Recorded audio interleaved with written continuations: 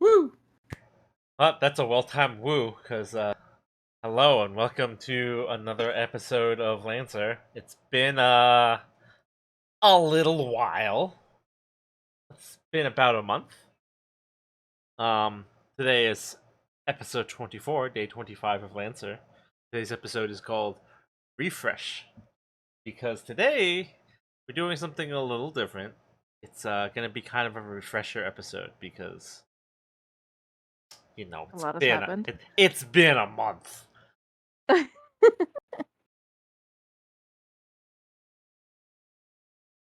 Now, if you did not catch the last episode, which, it's entirely possible, and if you don't remember the last episode or you haven't seen the VOD, last episode was organic, where our Lancer team learned that biotech and biopunk tech is a thing that occurs on Wayfar. And I believe that the best description for your opinion on that is no. Yeah, no. No. Yeah. Remember you heard a building. I remember that part. Yes. Yeah, you blew up a building that was alive. That's the thing that happens.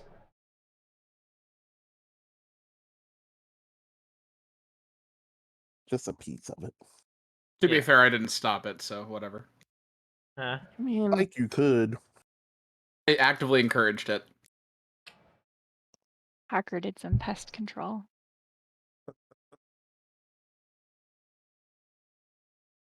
Pat just put her hands up and stood back. That was whole that episode. Sometimes people wonder what Wallace would say if they could talk. But none of you asked the building how it was feeling. Would you? I I'm mean, not gonna ask the building how it's feeling.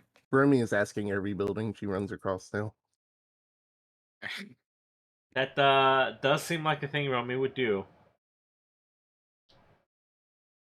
So, it's been a couple days since you did your investigation. They haven't assigned you another mission yet. I imagine you spent that couple of days kind of mentally scrubbing your last mission out of your brain. Yeah, that's why it took so long to get back out there, you know? We were traumatized for a month, yeah. I could see Remy trying to integrate plasma into her projects.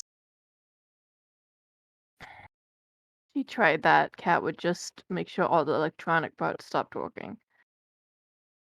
But what is our team doing today?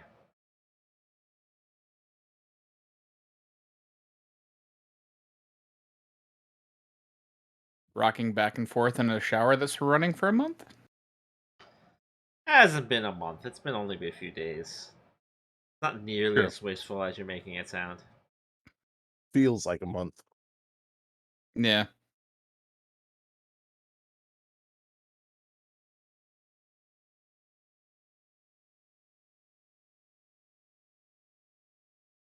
Romy probably went to the hangar and blew the dust off of her mech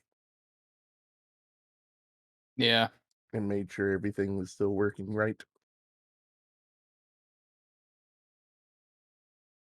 Hey, that's why you get a tiny mech, and then it's just in your bedroom, and you don't have to worry about that.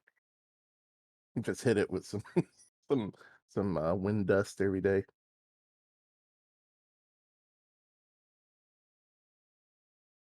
I mean, Kat would just be basically working with her team, her underground hacker team, not her. That's team. I mean, I feel like after that last mission, she wants nothing to do with her Lancer team at the moment. Pretty much, yeah. She'd be working with the nav and just doing her general things to make herself feel better, which is probably mayhem. Did a lot of biotech firms get hacked? It is distinctly possible, yeah, but you can't prove it. Hmm. I feel like that's not a healthy way to deal with your trauma. It is productive, so it's better than sitting in a shower crying. I mean, listen, no one's ever be fair. judging him on his weird behaviors. Although I guess today they are. To be fair, that's not actually what Al is doing. If anything, he's probably trying to figure out, like, what would he be doing, honestly? That's the problem, is that I can't get into his headspace right now. But based off what happened last time, he's probably just making sure all of his weapons are clean and ready, honestly, in case he has to do some actual person-to-person fighting again. And trying to figure out the best way to dismantle biotech, which is hard for him. But anyway, sorry, go on. I mean, I feel like the best way to deal with biotech is fire. Lots and lots of fire. Excellent. Unless it's, fire resistant. Then you might have a problem. But is it, though? I mean, I feel like that depends on the firm and what they're doing. I imagine that the biotech firm that's kind of nestled away in the lower levels of Wayfar, they wish they had made their building more explosion resistant. Yeah.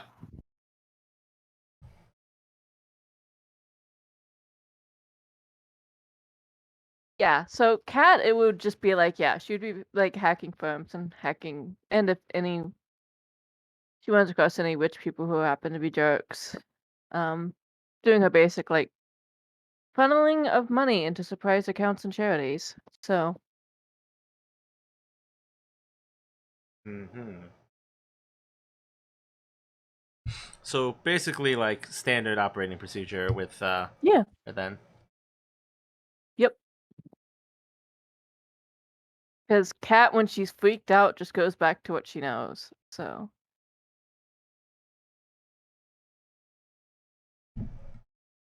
That is fair.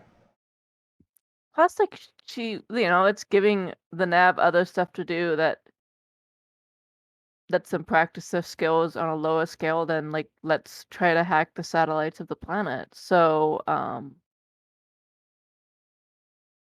mean, there's a lot of those. yeah, but I mean, I'm just saying that they tend to have higher security, so you want to practice on something a little less, start a war and get hunted by an entire government.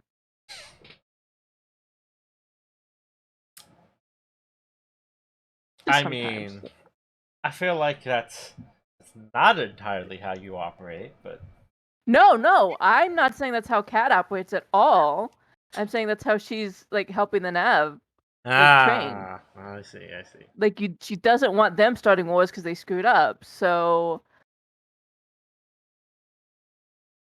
she's like she's helping them, being like, here's some new targets to hack, and they all happen to be biotech firms. Who would have thought? Yeah, it's very weird, very Yeah. unusual.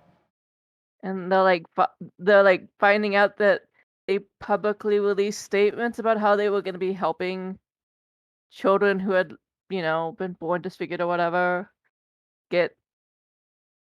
And so also the good PR for them, but they didn't know that they were going to be doing all that for free, and now they do.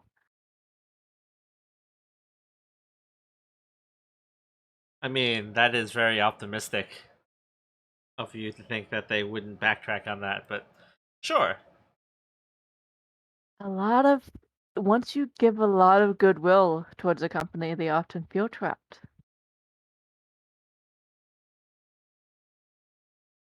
Facts. So really, business as usual for Cat. Yes. Slight change of target, but yes. Yeah. So, Parker, what have you been doing for the last couple days after that last interesting mission?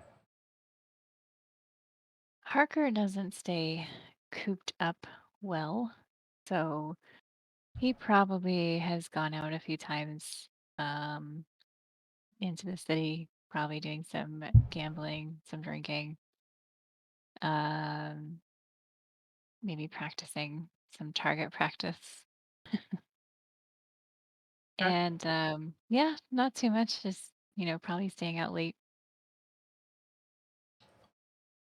Okay. So basically, no one's done anything different from their usual routine.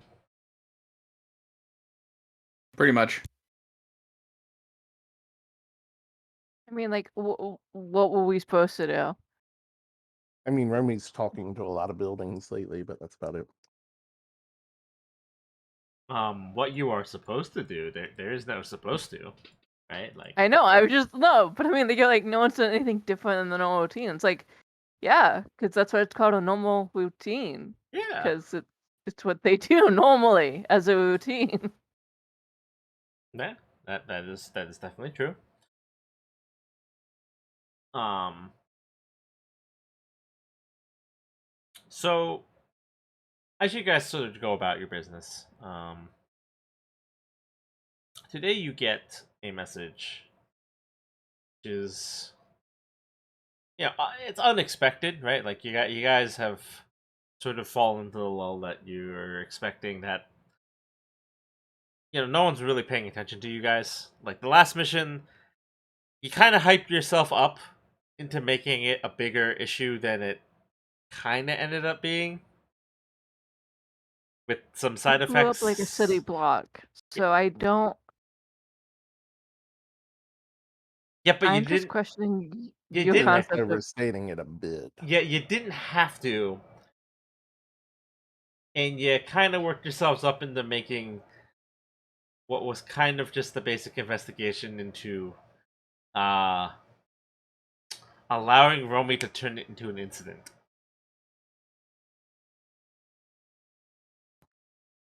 I'm not sure how to respond to that. Are Seems a bit you pointed. are you claiming that you didn't attempt to blow up a building?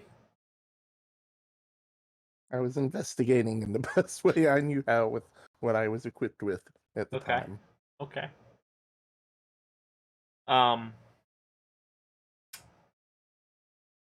Yeah. So you created an incident, but yeah. So you've gotten kind of used to the fact that it's slow for you since you guys kind of came back planet side. Yeah, because like Barnett's been off planet still, as far as we know, right? Yeah. So it's just like our main boss is off planet, and his secretary, whatever, we don't know that role still, doesn't really like us. So Yeah. Carlisle Armand does not approve of the methods by which you operate. can't imagine why. It's not like Oh. you Boo-hoo. guys. It's not like you guys have ever given him any reason to dislike you. Probably. I Maybe. mean, the others were like snapping fingers at him for drinks. So, but Cat was innocent of that. So, just clarifying. I mean that is true. Cat has generally been pretty amicable. That's also why Cat's in charge. Just saying. I just feel like this was a back conversation between Barnett and him now. Being like, oh God, if you're gonna go through with this, you can't have anyone else in charge. But you guys do get a message. It is not from Holland. It is actually like a personal communication to the lot of you.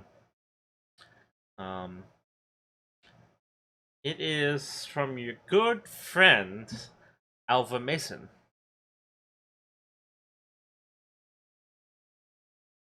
Word. What's Alva up to? He has invited you to come to a party at the planetary governor's office. Well, if we had any doubt whether he had common sense or not, that just clarified it.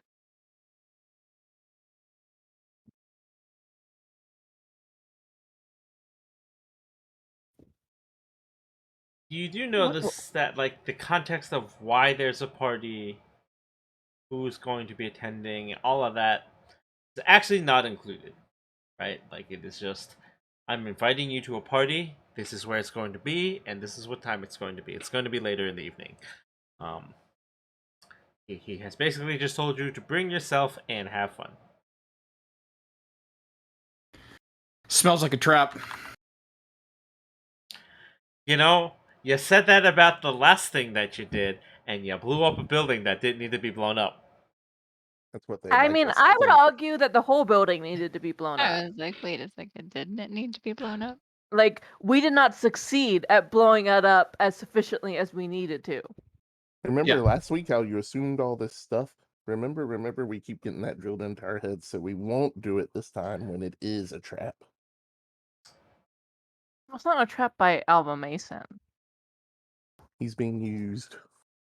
That could be. I mean, that's the party. I just watched Manifest season 2, and this exact thing happened. I don't know what that is. So I'm just gonna go, uh-huh. It's actually pretty good.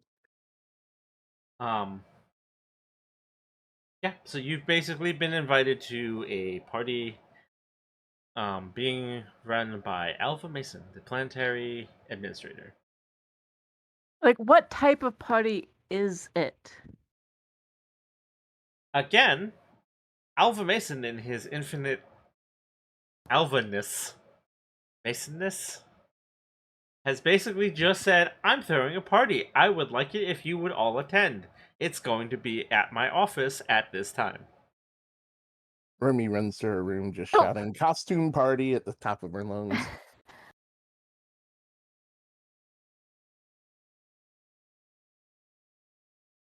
But it's not like a party celebrating anything, or it's just He like has not said, so you actually have no idea, honestly.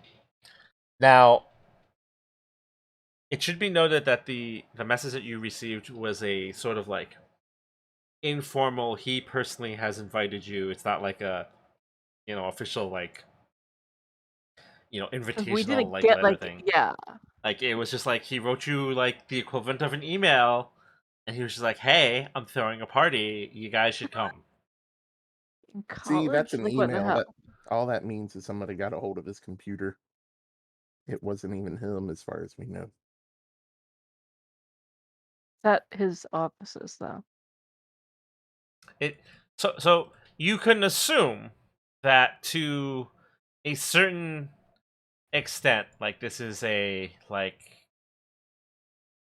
proper event because it's being held in the office, the planetary governor's office, right? Like, but in terms of, like, to what capacity that it has been officiated is in the air, because he has not really specified to you.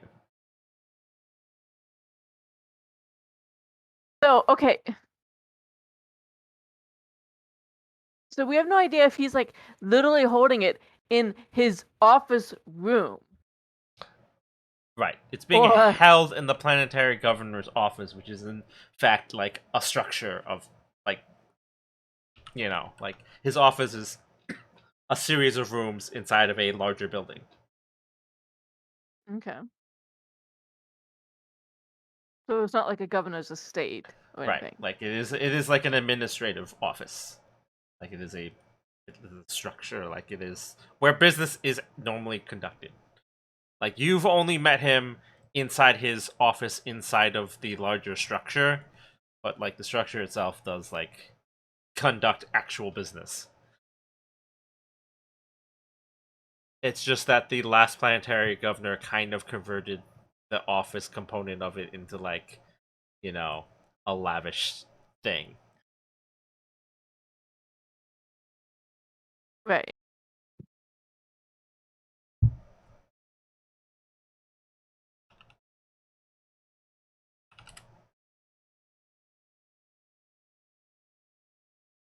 Is there any React- like news that we can look up, maybe about any changes going on that would indicate some kind of weirdness going on with this party? Like, can we do a little research on any major changes that have happened, or would it just be all related to what we've been talking about with Alva Mason, anyways? I mean, what are you exactly looking for? Like news about something specific? News about like new deals that have been signed, any changes to government, that kind of stuff, specifically involving, the area that Alva Mason I oversees. mean, we could just find out if there's like any Birthdays. employees or like the cleaning crew of the office or whatever, and see if they know anything. True. Is it one of our birthdays? Do we know? Because I mean, I'm just saying that like usually the grunts are the ones who always know what's going on. True.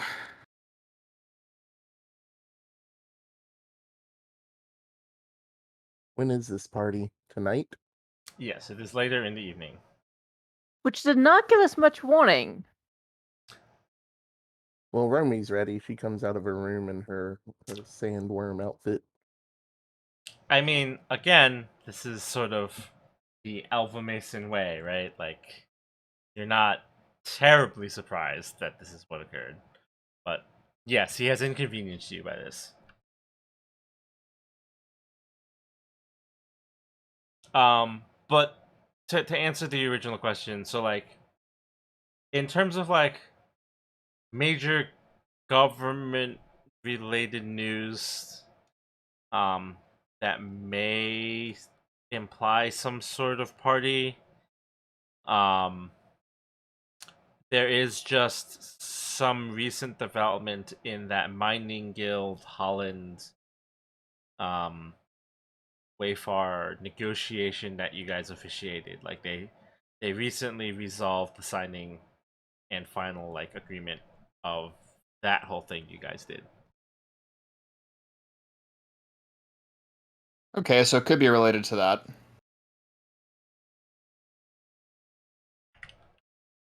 But I agree. I think that when is this party supposed to be again? Tonight? Yes.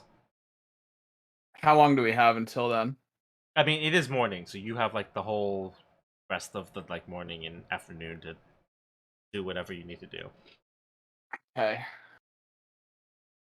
Is there any way we can get into that office building the Alva Mason's in undetected and snoop around? Not Like security feed? normally. Oh, start hacking. Like No. I can send in a drone. like normally That's a double no. getting into this building would like require you to clear checkpoints. Like it's like you're basically asking, "Hey, can I sneak into the state assembly?" I've played a lot of Watch Dogs. I know what I'm doing with the drone. It's like, Just have to find a Can you? Yes. Can you just casually do it? No. According to previous rules, all Romy has to do is say, I want to get in there, and she could. Jesus. Yeah, that's Hmm. if you walk to the front door. I mean, that's how engineering worked. I'm sure it'd work here too.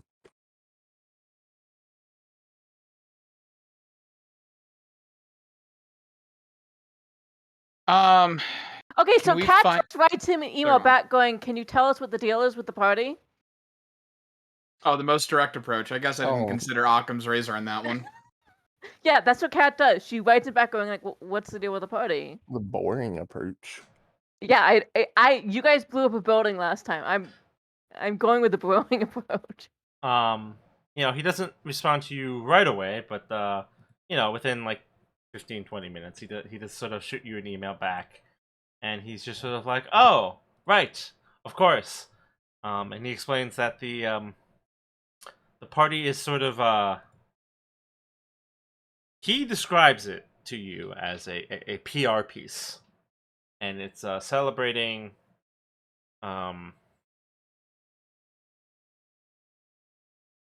he is celebrating the improved relations between the mining interests of Wayfar. Yeah. And it's basically explained that the contract that you guys negotiated for dealing with the whole management of Prospector's Hollow has sort of been expanded into, like, they took that framework and they kind of stretched it out to sort of renegotiate, reorganize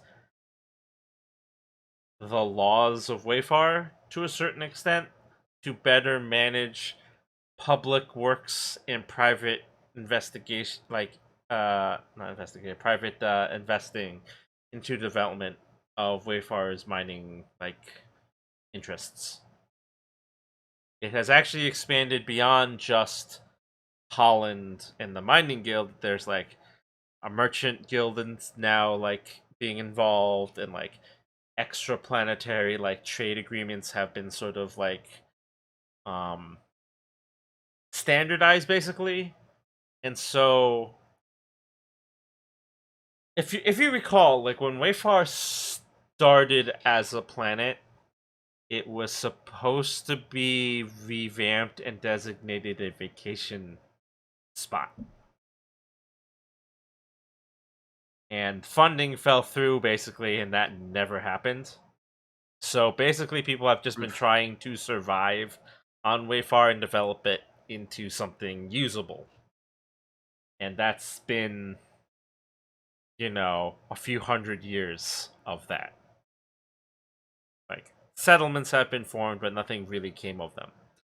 So right now, they're sort of revamping Wayfar into a resource world, where the plan is to basically just strip mine the planet of resources and then process and sell them, and then try to spin the fact that the planet is a waste into being like, look how convenient it is to pull stuff out of the ground. So Romy's outfit is perfect then.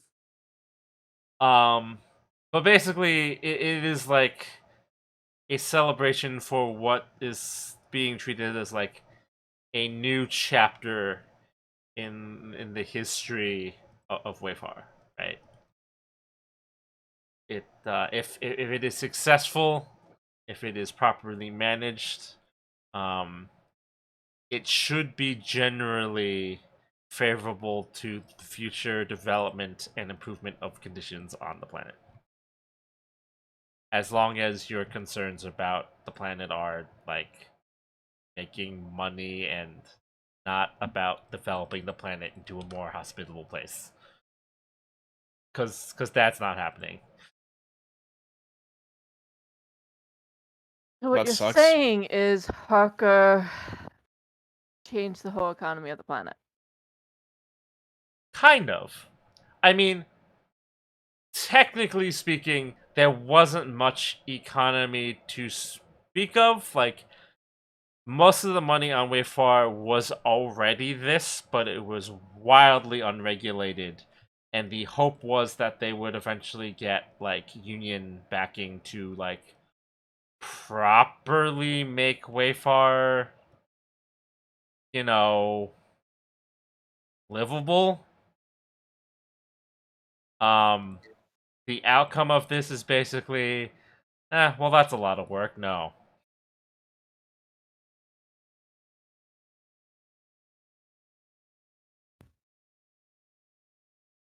But Alva Mason's kind of interested in doing that eventually.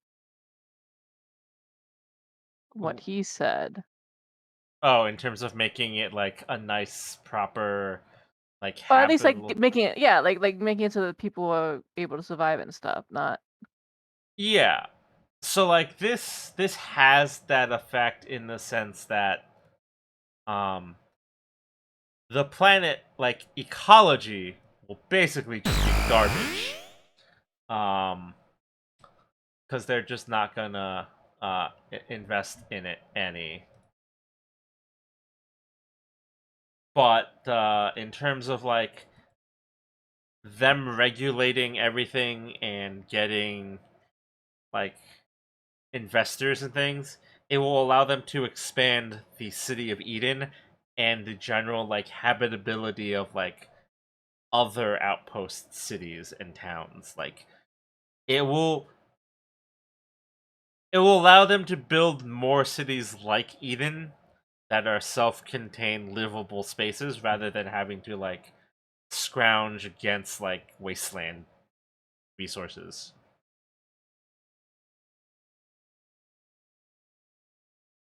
I mean, like, that's fairly good. It's better. It's not going to be like lush greenery rehabilitated. Like we're gonna bring this planet back to what it was before it turned into a desolate wasteland. It's just we're just gonna build more big cities, for better or worse. I mean, yes, but eventually that could lead to something. It's not going to lead to like the resort planet style, but the more rich people you get wanting to move to the planet for work and all that kind of stuff, the more they're going to be like, Yeah, well, we want better environment. like So long term, extremely long term. Like yeah, yes, it's like this is it's not a negative This is result. generally an improvement to this planet, because it has standardized, um, and improved what was sort of already taking place, but in a manner that like benefits, in theory, everybody.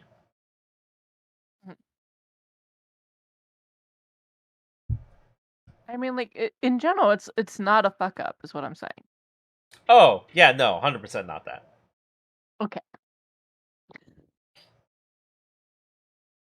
We're just very good at not being able to tell the difference. So I was clarifying. I mean, it really depends because, like, I know for example, Kat probably doesn't super love the idea of like more megacities creating like repeats of Eden everywhere. I mean, Necessarily. she doesn't love it, but she's also like grown up in Eden, Right. essentially.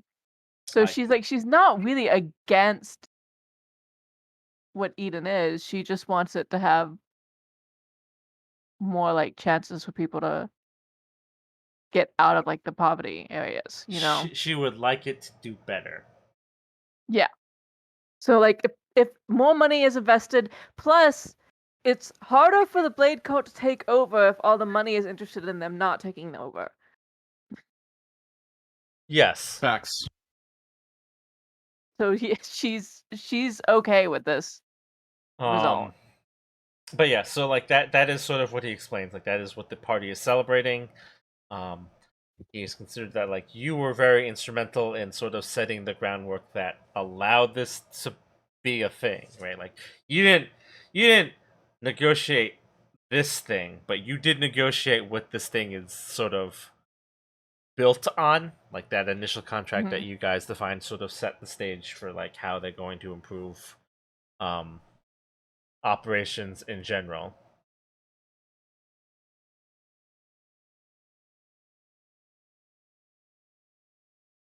So he has personally invited you to this event.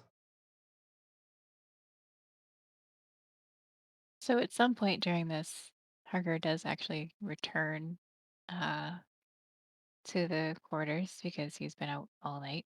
And I'm assuming there's some sort of sofa there that he can just kind of flop down on. Yes.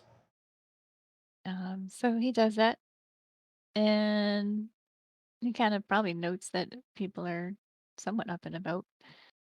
Um, is hang on, is Romy there, like in her her costume?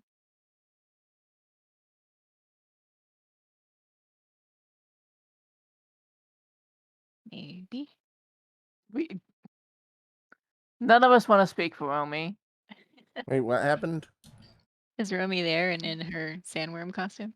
Yes. Okay, so Dear he's gonna Lord. note that and kind of give that a second look and then say, okay, what's going on? Like Cal just like apparently we're going to a party tonight at the governor's place. Costume Yeah. party. So that gets his Al just attention. shakes his head. He kind of sits up and he says, party? What kind of a party? Like at that point, Cat would just kind of like toss the email over to whatever screen he has available. The first email he sent? The second. The Basically, it would be useful like one. a response thread, where she's just like, what the fuck? And then like he's like, okay. All right, so he kind of looks it over. Does like a bit of a low whistle, and then he kind of says, so what's the dress code for this thing? So That's a good question. while Romy you just kind of waves her arms around.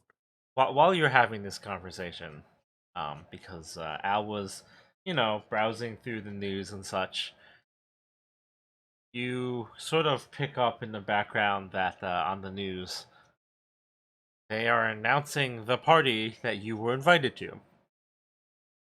Well, that's convenient. One of those convenient turn on the TVs and in today's I news mean, it was type on deals. kind of Oh, already, okay. so like, it um, so the planetary governor's office has not so much invited everyone to go, but has basically um mentioned, like during like a snippet of like a press brief, that certain parties of Wayfar, basically the rich and affluent, um are gathering this evening for a celebration for the future prosperity of the planet. And it sort of, glazes over like what the party's about, and there's a whole lot of like, promises about how like this is going to be better for everybody, everyone, there's just the PR spin of the whole uh uh agreement and how it's supposed to make everyone's life better, and they briefly touch upon the party. um Alpha Mason, being Alpha Mason, plays up the party part of it probably more than he should, um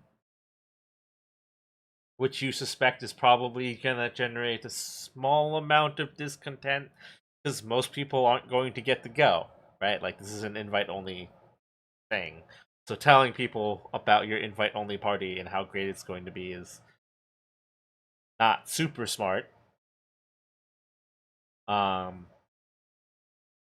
but it is sort of a casual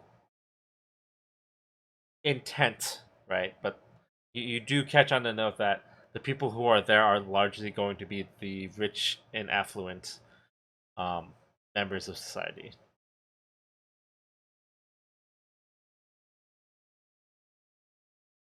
Than us. Well, he invited you personally.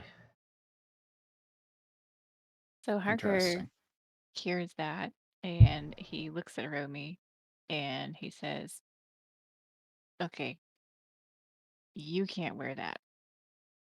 Thank Aw. you, Arca. This is his territory, people. He's like the Like at mascot. the before he could say that, well, he'd say that, but then she's like, Kat would just be like, incidentally, congratulations, Hako, on changing an entire planet's economy. Harker just kind of looks at her blankly because he has no idea what she's talking about, and he just says, "What?" He's very They're helpful. basing all of the new negotiations on how they're going to handle pretty much everything on the groundwork you figured out in that meeting. So with that, Harker kind of just hand waves, and he says, "I didn't say anything that any good negotiator wouldn't have worked out. And if they didn't like, if they weren't already intending to do that, then they wouldn't have taken my word for it anyway." So he kind of downplays it. Yeah, Kat would just give him a long, like, you're full of shit look for that, but she wouldn't say anything. So he like swings his legs off the sofa and leans his elbows on his knees and kind of, are all of them there? Yeah, because I think Al was the one who was, like, controlling the TV. Okay.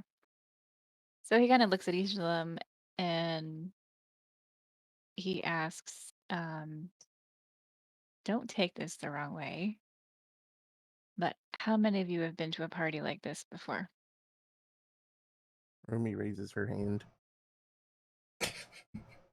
Al just shakes his head, while simultaneously looking both relieved and disappointed that Romy is not going to be in a sandworm costume at this party. As far as you know so far. And Kat would just, like, go, like, yeah, quite a few times.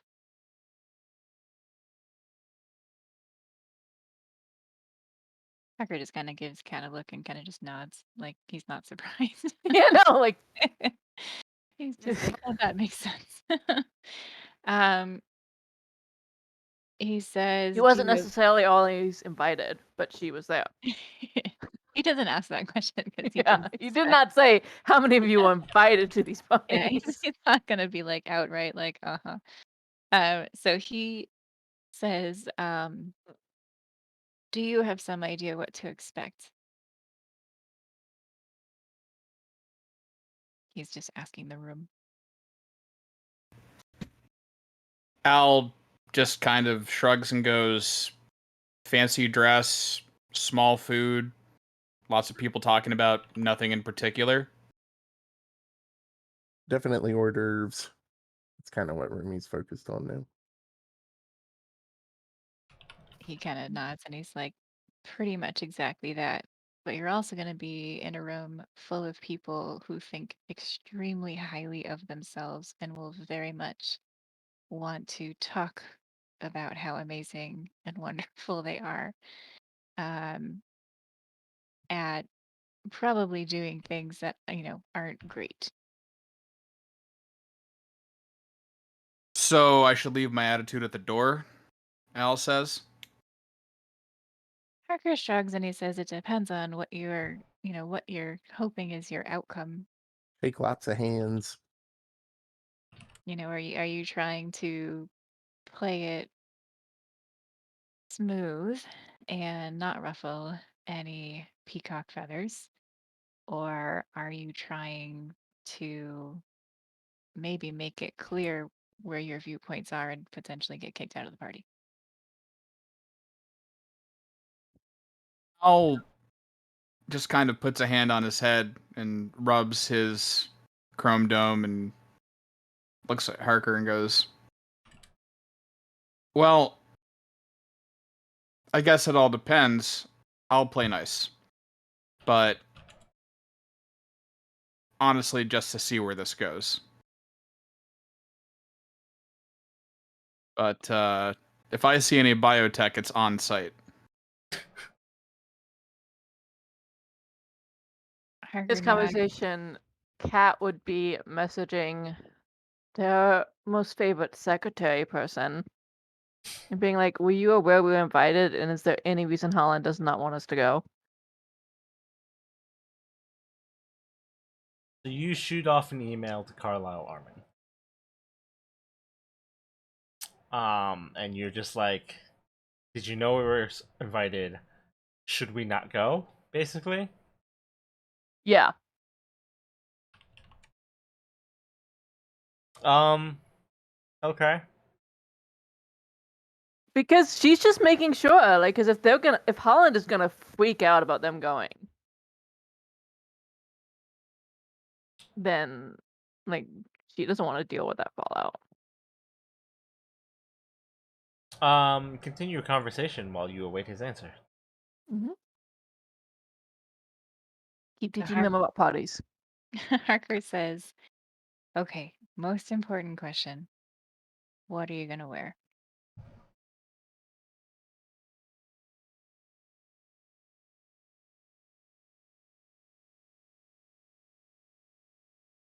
Can we start up some 80s music and just hit the town? Montage. I mean, Girls just want to have fun. don't we still have all those clothes that Yeah, we did. Al buy clothes. bought? Yeah. Is there anything in there suitable? I would assume maybe. Suitable. Well, he went to a nice restaurant there, didn't he? Yeah, we had pretty fancy dress for something already, I thought, because I remember Romy dressing up. I mean, like, Kat didn't do that, but Okay. Harker bought some clothes. He didn't go out on the town, though, very specifically. Stayed at the estate and didn't make his face known. We're 100% positive the worm outfit won't fly. Harker thinks about that and he says, normally Wormy pulls the little I- worm hood over her head, and it looks super cute. he's like, normally I might, I wouldn't tell you not to wear it, He almost looks like Boo from Monsters Inc. but in this situation, we might want to choose something different.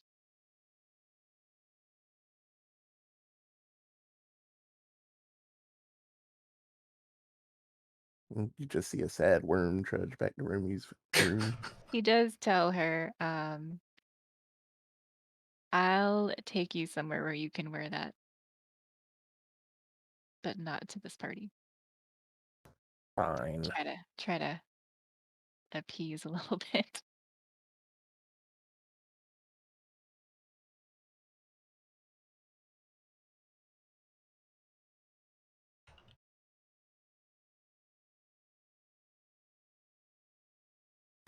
So Al definitely has something then. He'll probably just wear a gray suit. Nothing too crazy.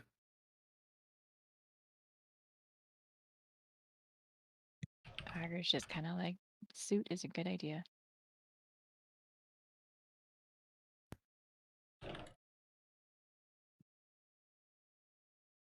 So Al's not going to put it on now, obviously, but he goes and just kind of hangs it up real quick, just to kind of get it Let ready. the wrinkles fall out. Yeah. Kind of a gray. It's not just gray. It's a gray suit with thin, widely spaced white pinstripes, vertical, obviously. He'll wear an off-white shirt, no tie, just kind of open collar. Well, the top button undone, if you will. For those of us taking a visual log of how Al's going to look today.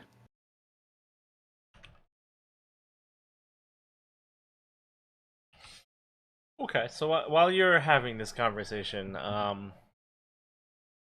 you do eventually get a email back from Carlisle Armin, and his response is effectively to the extent of, "No, I did not know you were invited. Um, I can't stop you from going. But if you go, you do not represent the company." Oh, thank God. We didn't want to. Okay, good.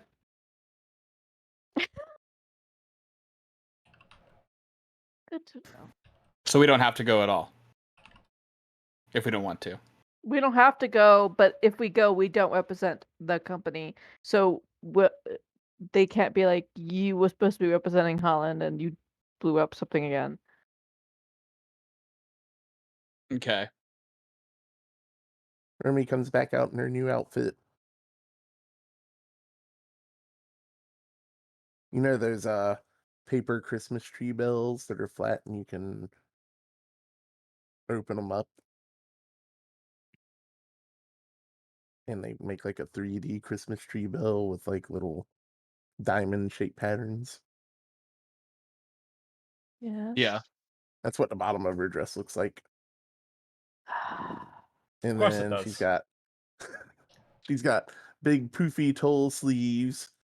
So she's like And straight out of the 80s. That's what you're saying. You're just saying, basically a peacock threw up on the front of the bodice. It's a big, just bunch of peacock feathers because she heard the word peacock feathers earlier. And some nice sequin shoes. Did you just like 3D print that? No, she had it in her closet. It's just like those bells. You can just open it right up. It slides right in the closet, or under your bed, or that's her fancy going out dress. Erica kind of looks at her, looks at Kat, and just kind of shrugs. He's inwardly thinking, it's It's not a pink. sandworm outfit. It certainly is not one of those. I feel like you just like basically took the Featheringtons and put them in the 80s. I don't know what a Featherington is. You should be ashamed of yourself. I'm sorry. Got the reference.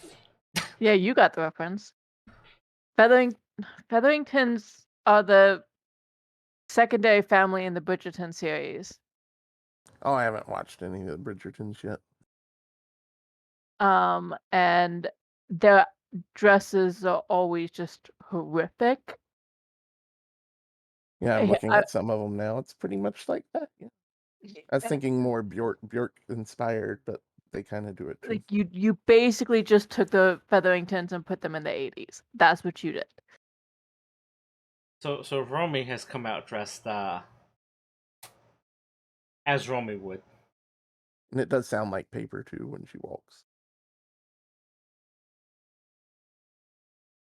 Terrifying. He looks at Kat and he's like, is there anything else that we know about this party? Like suspected reasons we were invited? Kat would just say, the scary thing is, I think it's just because Alva Mason likes us. That is pretty scary, Yeah. Al says. But Alva Mason's great. No, I'm not. I don't object to the dude. I just us being invited to something because we are liked is scary. Oh, it's fine. Certainly nothing will be wrong with him liking you. He's a very competent fella. We're used to people not liking us when they see the back end of us.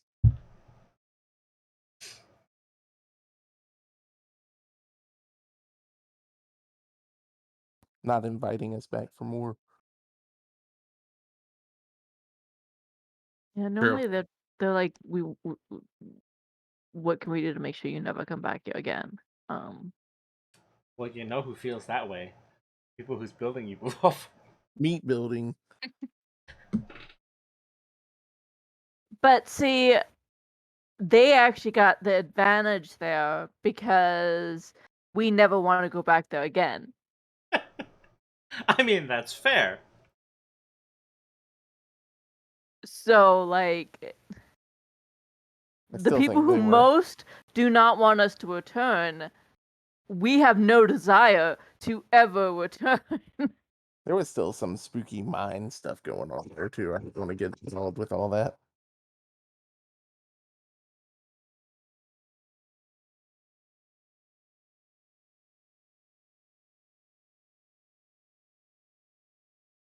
So anyway, Kat would just go like, "Well, I have to go out to get what I'm gonna wear. I am not keeping it here."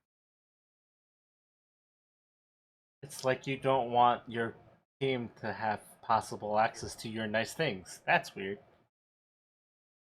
I mean, Kat doesn't want anyone to have access to all of her nice things.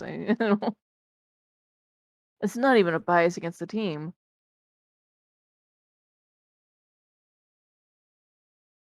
It might be a little. You do have a roomie. Tiny Yeah, bit. no, that is absolutely. But that's what the lock on the door and various monitoring systems are for. Hmm. And the fact that she keeps the goblin in her bedroom. It's a security system as much as anything else. Yeah.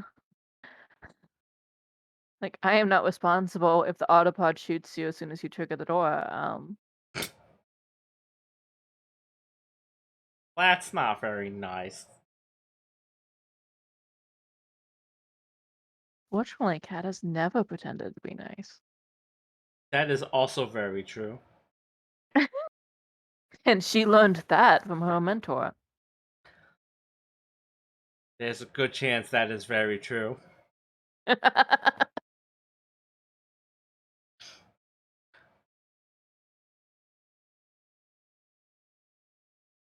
Confirms the time of the party since they have some hours to kill. And he kind of just gets up and he says, "Okay, um, so I have some time before that. I'm gonna go out to get ready, and are we meeting back here?" That sort of eyes him, goes like, in a completely non-judgmental way, but like, did you actually sleep? Harker takes longer to consider that question than he probably should. Um, and he says, "Yeah, there was sleep involved." We all know that wasn't the answer to the question, but it's the answer that was given. Waka waka. Kat just kind of like gives him like a long side eye, but she lets it go.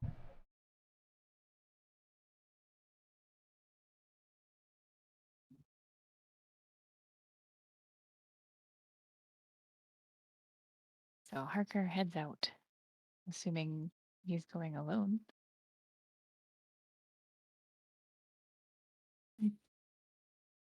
I Where's mean, Harker headed off to again? He just said he's going out to get ready, Okay. which may involve shopping. So, everyone has their plans for how they're gonna prepare for the evening, and you go off to do your things. Yep.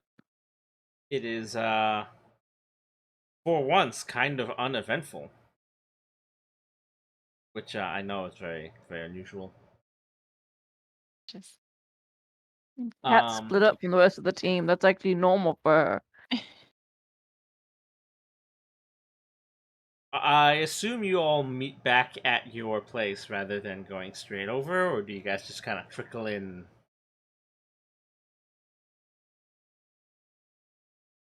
I would say we would meet back up, I would but say meet that's up just how. at the offices without going in, Okay.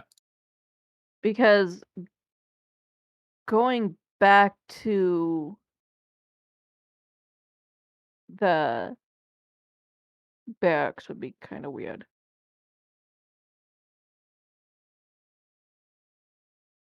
Okay. True. So later in the evening, the lot of you sort of trickle in fairly close in time to the main governor's estate, not estate, the office. And as you approach, you realize that security has been bulked up quite a bit. Like normally, there's just like one or two guys guarding the main entrance, but there's like a full security team there. And that's just the ones you can see. Like you can only assume that there's way more like plain clothes type um agents and officers and things just kind of weaved into the crowd. And there is a bit of a crowd. Um, you recognize that a lot of the people there are actually not attendees because they are dressed pretty plainly. They're like what you can fairly easily identify as like a pretty big media presence, and they were not allowed in. So there is sort of like a gathering of like news media who are like outside trying to like either talk their way in or just you know doing whatever they're doing, like their shows or whatever they're shooting. Um, Hmm. because this party does involve a lot of the like the rich and the affluent, there are a not insignificant number of what you can gather are protesters. Some of them like are you know picketing or the equivalent of picketing with like digital signage. Um, some people are just there for the spectacle, as such parties would normally generate. Um, who's the first to get there? I didn't know, but when Remy sees the media, she turns on the lights under the skirt of her dress and it all lights up. Of course she does. Uh, Al sees this in the distance because he's been there for an hour prior, like just kind of And he scoping the just place turns out. around and walks away. Al does not approach the shining beacon that is Romy. He just watches and looks up to look for snipers. And she does have one of her little robots as a clutch. She's trying to, in case they say no drones, she's Please carrying tell like me a it looks clutch. like a crab that's been squished into a rectangular shape. Sure. Yes. you do notice that security is covering a lot of angles that they normally wouldn't have. You don't see anything that you could represent, like be like, ah, there's hostile whatever anywhere. But you do realize that there is a lot of security.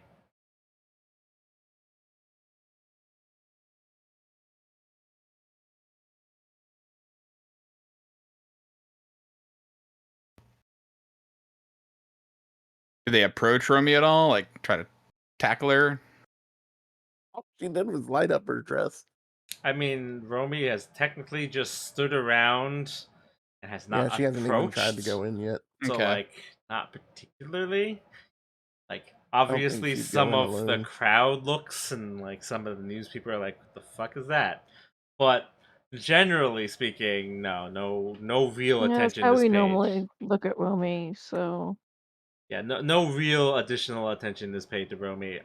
Especially considering like there is a fair amount of like other spectacle going on. Right? So like, whatever. I mean, she can out spectacle them if y'all want to. So Harker probably shows up next. Um, he's put together. He found so I think he'd already bought dress pants, so he basically has dress pants, a matching vest, and probably a similar shirt to Al's with the top button undone. And he also has a fedora. And he just kind of saunters up, probably heads towards Al first because Romy is drawing a lot of attention. Well, she's further up too, so it makes sense to hit Al first. That's what Rumi tells herself. I mean, I feel like Romy's existence is just call to attention.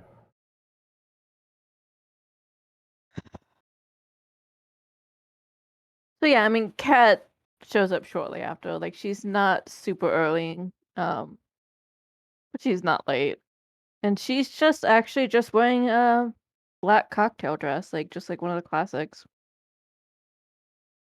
And but like there is like she actually does have an expensive necklace with gems on it on in what are probably diamonds, but one can only assume. Unless one actually really examined it. And yeah, she definitely approaches Al and Parker and does not go near Romy. Rumi spots them and runs back to where they're at.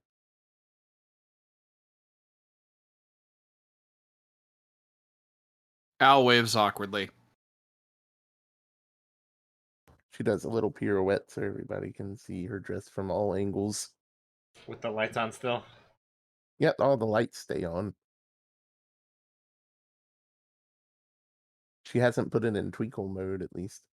Truly frightening. The lights stay on during the party. Yeah, that's what they're there for. That's what the drone is there for. It's actually a portable battery. It's the battery. Honestly, probably.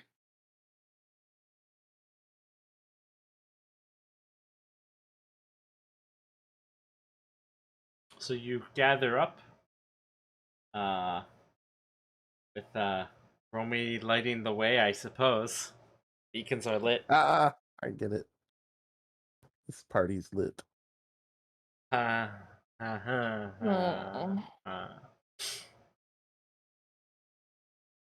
You can have an assassin kill Romy. Well, that would be mean. Would it? Yeah, a little bit. Would it? No. Would it be a mercy to the rest of us? So, what do you do now that you're gathered up? Is there a red carpet we can strut down? There is not. Well, it's disappointing. You would be shutting down it alone. Parker at least grins at Kat, gives her kind of an appreciative nod, and then offers his elbow.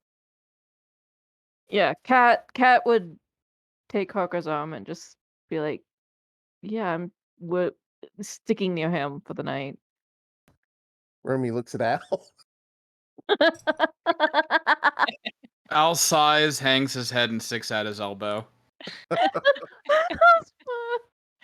See, Al didn't offer his elbow first. Parker was quick about it for that reason. Oh, true, actually. I was like, this makes no sense, right?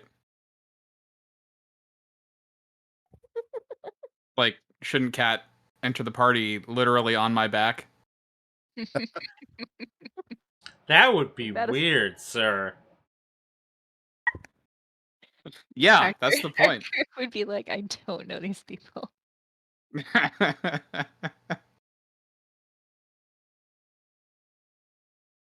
Don't make it weird.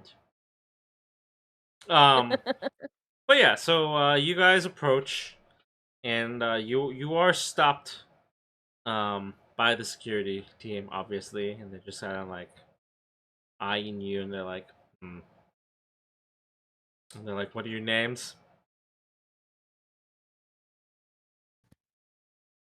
Al starts and goes, "My name's Alfred Aurora, but you can call me Al." Ah. Rumi stands there waiting to be introduced, Al doesn't get the hint. and she elbows Al really hard.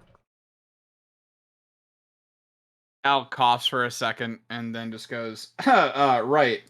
And this is my compatriot for the evening, who should also be on the list. Romy. God, does Romy have a last name? Al like, didn't say that. Kevin's I saying that. She's like Cher. Romy Vanslow or Vanslov? Oh yeah, it's Vanslow? Like, do Vanslow. they even Yeah. know each other's last names? No, Do but we? it's Vanslow. I forgot I gave her a last name. I feel like Cat would from hacking people, but So Al just goes, this is my well, we know Harker's compatriot, last name. Romy, It's Harker. and then he just looks at Romy as if Romy wants to give that information. Just mutters Vanslow really curtly under her breath. Vanslow, Al says, grinning in a very fake way. Very forced grin. The others?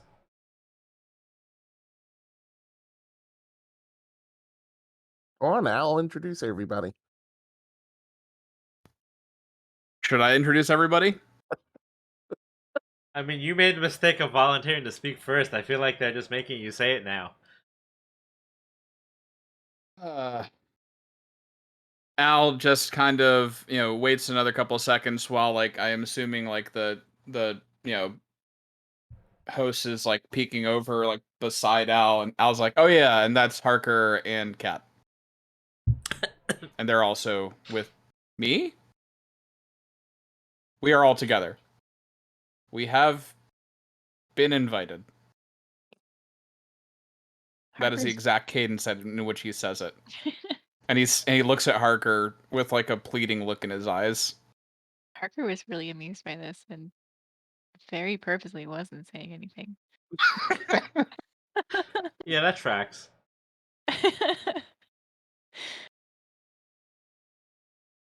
He does, he just reiterates his name because he's never actually given his first name. So he's kind of curious to see if Harker just by itself is on the list.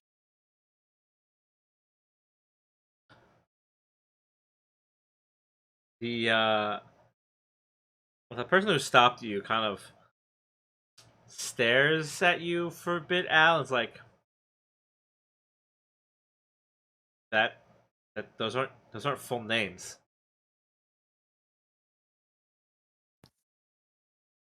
Al just kind of leans down and says, listen,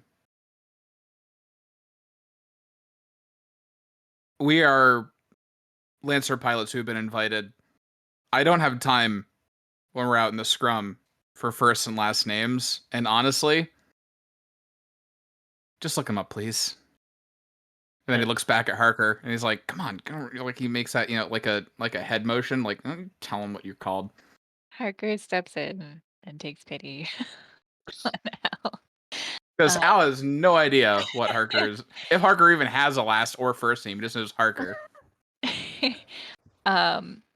Harker greets the man cordially and says, the mayor Please excuse my invited us. manservant. The mayor invited us personally. Bodyguard. See if the name Sebastian Harker is on the list. Romy giggles. Like, they don't really check the list. They kind of look at Kat. Why are they looking at Cat? Well, Kat hasn't given a name, and the name Kat was the technically- only thing that was given. Yeah, true. They don't even know how that's spelled. She'd just be like, "It's Karolina Wojcicka." And they kind of nod, and they kind of tap into the tablet. And Don't ask her to spell it or anything. well, I mean, you said it out loud. They can I do guess they what they could can catch with that that. it started with an R. Yeah, it's stuff with RU. There's not many names that do It that. could have been an RE or an RY. Or... It was Woo. The guard at the door kind of stops and like before they say anything, they look at Al, and they just kind of give him like this look, and they're just like, first of all, I'm also a Lancer pilot. I work for the guild. It's a paid gig. The color drops from Al's face. And then he goes, second of all, I know the name of my teammates because it kind of helps to know the name of the person who's got your back. At that point, Kat would speak up, but she's like, "Nah, I pilot a goblin, and I'm literally on his back most of the time. He did not know my last name." And we have call names that we always use. We don't use real names. We No, no always one use ever call uses names. Kat's call name either. We use call names every time because we're smarter than you. The guard kind of shakes their head and just sort of goes, "Yeah, you're on the list. You can go in." And then Kat would go like, "I'm sorry, but one of my teammates at least is an idiot." Half the time we use mech names. So what of it? She's all up in his face now. We're not even At- in, and we're gonna get kicked out. At that point, Kat would literally grab Wilmy by the back of like her dress and yank her back and just be like, Sound of paper "You tearing. if you keep it up." She's like, "If you keep this up, I'm going to not only kill your drone and you won't have any lights for the rest of the night, but I will kill all the drones in your bunker too."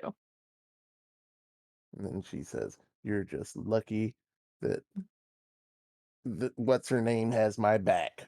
And glares at him. Literally. Literally.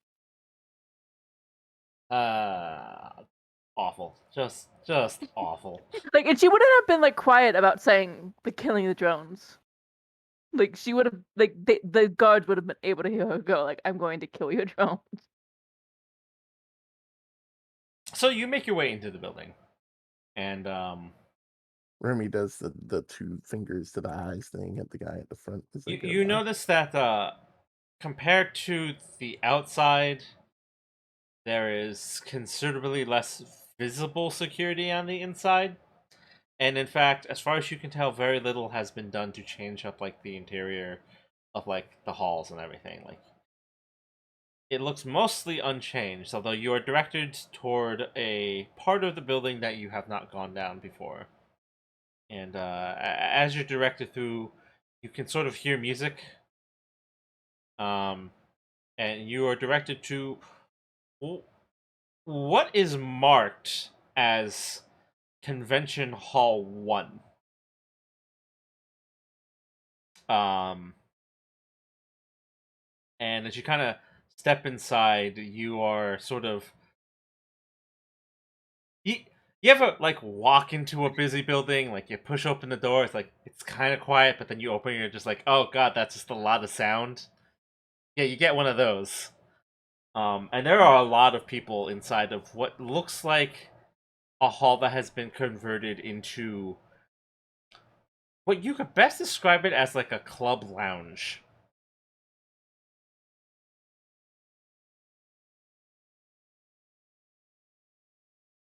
All right. And there are not an insignificant number of people. They're dressed fairly well. You do outdress some of the people who did show up. Like there are people who kind of showed up in like what you might think is like business casual. And you suspect that some of these people probably came like straight off of work. That said, there are obviously like the people in the crowd who are dressed like fully, and you suspect those are probably like the more important people who kind of are here more as a power play than anything else. And as you kind of take in what you're seeing, you kind of over the sound of music and people talking, you hear kind of what you associate as like your names but lost to the set like the crowd, and you kind of realize that Alva Mason is calling out to you and on his way over. Oh boy, here we go. Al actually says under his breath. Remy's like just knocking on the Cat would wall. have immediately grabbed a drink because, yeah, Well, there are people walking around with trays of drinks, so you just grab one. yeah. Cat would have just been like, no, I'm not facing this without a drink. So So Alpha Mason eventually approaches as he kind of works his way through the crowd. You know how I said like there are a few people here who are like kind of business casual and not dressed quite as nicely. Alpha Mason's one of those people. He is just sort of like almost the same outfit you saw him wearing the first time and the second time you met him. Um, it's just sort of like slacks and a shirt. It's kind of half tucked in, kind of undone, but not really. And he's got his tie; it's a little loosened. Um, and he just kind of walks over and is like, "I'm glad you could make it." And he just kind of like immediately walks up and like grabs Harker's hand and just gives it a firm shake. Harker is a little startled, but he hides it well and just returns the handshake and says, um, "We're grateful for the invitation." Like, yeah, no, Cat is completely letting Hawker handle this. She's just like, nope. it's like, well, I couldn't have this party without inviting the people who are responsible for what it's celebrating. Come, come! I want you to meet some people. He's still not let go of Harker's hand as he's talking and gesturing, and he kind of like pulls Harker along and gestures for the rest of you to follow as he like kind of drags Harker along toward the direction he's going. Lacing his fingers with Harker's, give him a cheeky wink. Forgot to leave the charm at home, huh? I know, right? Should have raised it so high. Um, Harker goes along because if he doesn't, he'll be yanked off his feet. Um, I'm assuming he let go of Kat because she went to get a drink. So, No, Cat just grabbed it from a person passing by. okay, so he would probably let go of her arms to not pull her off balance. Um, and might flash backwards a little bit of a look like, "Don't leave me alone with him." No, like Cat keeps up. Like she keeps up with them. She doesn't make Hawker handle it alone. But Cat's like attitude the entire time has been distinctly sort of just like more subtle and more like arm candy-ish. Because she's not trying to draw attention. So So eventually, as you kind of like get dragged through the crowd, off sort of to the side where there's less people, you do notice there's this collection of very differently dressed individuals, and the mood between them is a mix of uh, generally like amicable to be there, like kind of smile, like polite, you know, just like conversational mood, and one person's dressed in what is like a military dress formal, and he looks very stiff. And there's one person there just looks really unhappy to be there and is not above like just being blatantly obvious that they're not happy to be there. And Alva Mason just kind of drags you over there. I'm assuming Al and Romy have also come along. Yeah. Yeah, Al Remy's. is keeping a firm but reasonable grip on Romy. Well, assuming the wall didn't answer Romy, because she did ask if it was alive first. You couldn't hear if there was an answer over the sound of talking and music. She looks worried about that. But She whispers to Al that she couldn't hear the wall. Al um, Over just the whispers. noise. Al whispers back, "It's okay. Come on, let's follow them. Maybe we'll find a wall that's alive over here." so as you get like pretty much on top of the group, Alva does release Harker's hand and just sort of like puts his arms out and just like, very loudly, happily, just like greets the group that you're approaching. It's like, well, I've returned with the guests of honor. Well, at least my guests of honor, as it were. Let me introduce everybody.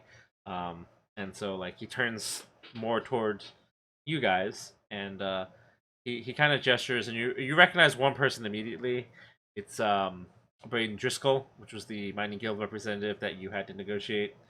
Um, Driscoll is holding what appears to be a beer. He is dressed not quite as nice as he was when he did the negotiation with you, but still, like he's cleaned up nicely, and he just kind of interrupts Alva by just sort of like holding the beer up and like sort of like raising a finger, just like, it's fine, they know who I am, and he kind of looks and goes, "I guess it's nice to meet you again." Yeah, I guess. That's exactly how Fromy says it. Al just, with his free arm, just gives him a thumbs up and kind of side eyes Romy. Alva's like, "Oh, right. You were at the meeting, right? I almost forgot." Which kind of gives Driscoll like a pause, and he sort of rolls his eye and goes, "Yeah, imagine that." And Kat would then just would interrupt like very smoothly and just go like, well, he was imperative to the meeting. you can see that Driscoll is being polite, but not quite enjoying being at this gathering. And he introduces the next person, which is the military guy. He's not drinking anything. In fact, he's just sort of standing there like he has to be. And Alva's like, um, "This is Lieutenant Davidson." He pauses and goes, "I." He has a first name. I don't know what it is. I've just always called him Lieutenant Davidson. He's the military advisor. Uh, I I think you've heard of him, yeah? He works with Holland. Al just looks at Harker really quick and says, "See, it's not only me," and goes, "Hi, how's it going?" to Davidson. I like that Al's defense is that I am also like Alpha Mason. They have the same letters that start their name. It's it's Al's good at social recognition, or sorry, Al's good at pattern recognition, not social recognition, and he extends his hand. Um, but yeah, so Lieutenant Davidson, he just kind of puts on a very polite smile, and he extends a hand and gives Al a pretty firm handshake, and he goes, "Franklin Davidson, I've heard of you. Uh, Hopefully, I'll be able to provide support if you need it. But between the two of us, I hope you don't ever need it." Likewise, Al says, and gives him a reasonable handshake. Surprisingly. Trying to match grip and not trying to break his fist. Hand, whatever.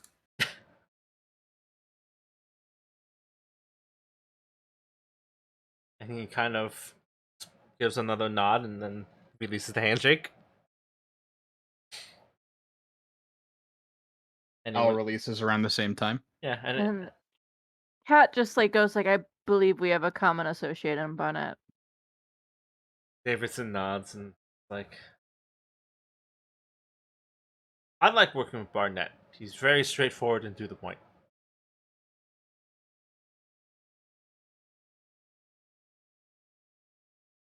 And as he says that, he kind of looks at Alva Mason, but doesn't say anything.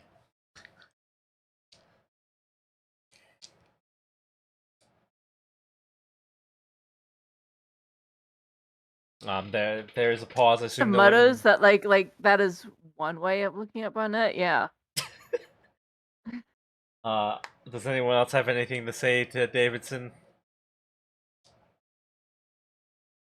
Harker introduces himself, but he just introduces himself as Harker. He doesn't use his first name a lot.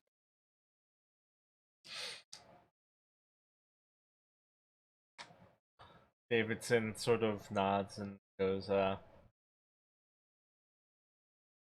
didn't catch your name. Was it Harker? That first or last? He said, he just says last. He nods and goes, all right.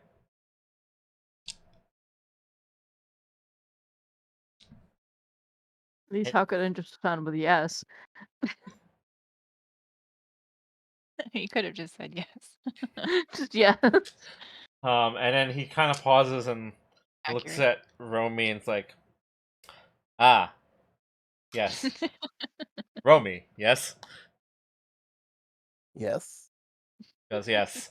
I've heard stories. Yes. Alva, That just kind of goes like Barnett's way of showing that he was not entirely thrilled of us. Alpha Mason kind of laughs at Davidson's comment and goes, I've heard stories too. They're great, aren't they? And he kind of gestures to the third person, and this is the unhappy looking fella. And Amy kind of tilts her head to the side a bit at that one, like she's a little confused. He claps this person really firmly on the back, and like seems way too friendly with this person. And then he's like, "Oh, I'm sure you know who this fella is. This is Lane Anders. This was the former planetary administrator." Ah, yeah. Oh Lane Anders. God. Which, as you recall, he should be like facing criminal charges. Yeah. Yeah. Can Romy say that? You belong in prison. I mean, I feel like Harker is probably not at all surprised to find out that Yeah. someone like that is at a party like this. So he just nods I'd exact be same surprised if they politeness. weren't all like that at a party like this. Harker seems very at home in a party like this. But Lane Anders, he does not seem to return Alva Mason's friendliness. And he kind of coughs a bit as he sort of stumbles from like the slap on the back. He kind of looks at a lot of you over and he goes, charmed. And he just kind of returns to his unhappy look as he kind of Romy stares around the rolls room. her eyes dramatically, like an 80s teenager. And Alva, ever in high spirits, just kind of laughs and goes, "Oh, don't mind Lane. He's What a always card. grumpy. It's fine. He's happy to see you, I'm sure. You've done so much for the planet and the city. He just doesn't know how to show it." Romy's eyes hurt from rolling right now after all that. Um.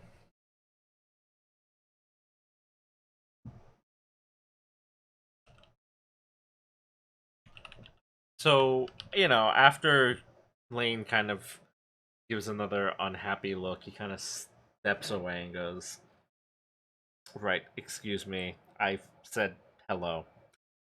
And he just kind of wanders off. And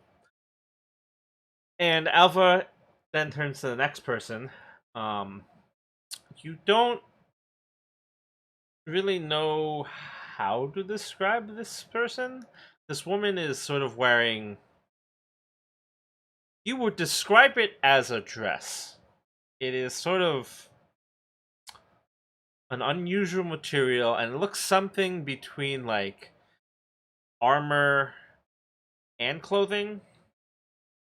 It is very fashionable. It is just sort of a very unusual piece of clothing that she's wearing.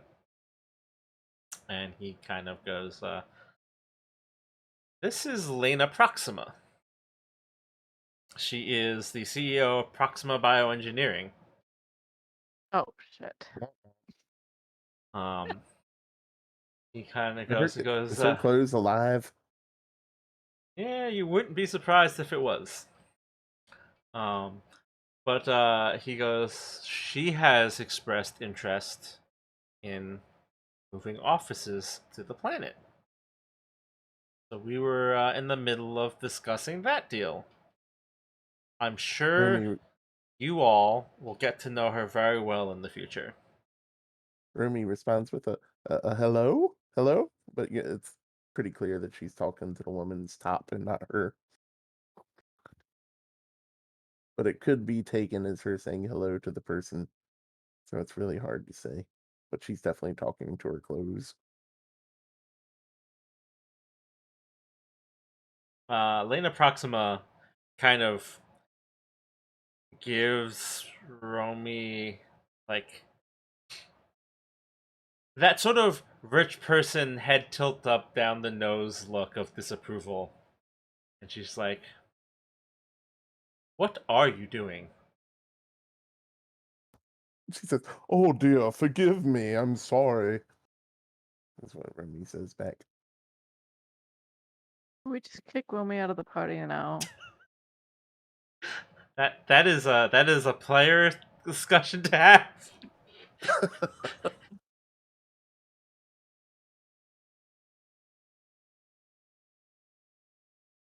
I have no comment. I am watching. Al is watching. But you brought her to the party. It's your fault. No, she showed up to the party. Yeah, You clearly brought her in. Oh shit, she's still on my arm, isn't she? Yeah. You either have to let her go so she can roam, or you have to claim her. You can't have it both ways. Al remembers his charge and sort of like slightly tightens his grip and goes, "How rude of me. This is Romy, my compatriot for the evening. My name is Alfred. Very, very nice to meet you." Parker kind of like taps the side of his head, like meaningfully behind Romy's shoulder as he looks at the woman. Hey, I just got that. Taps Al's head or his own head? His own head. His own head. Okay. He's saying indicating Romy's that- touched. Yeah. Oh, okay. Obviously, I'm touched because I didn't pick up on that one either. He's just giving her a signal.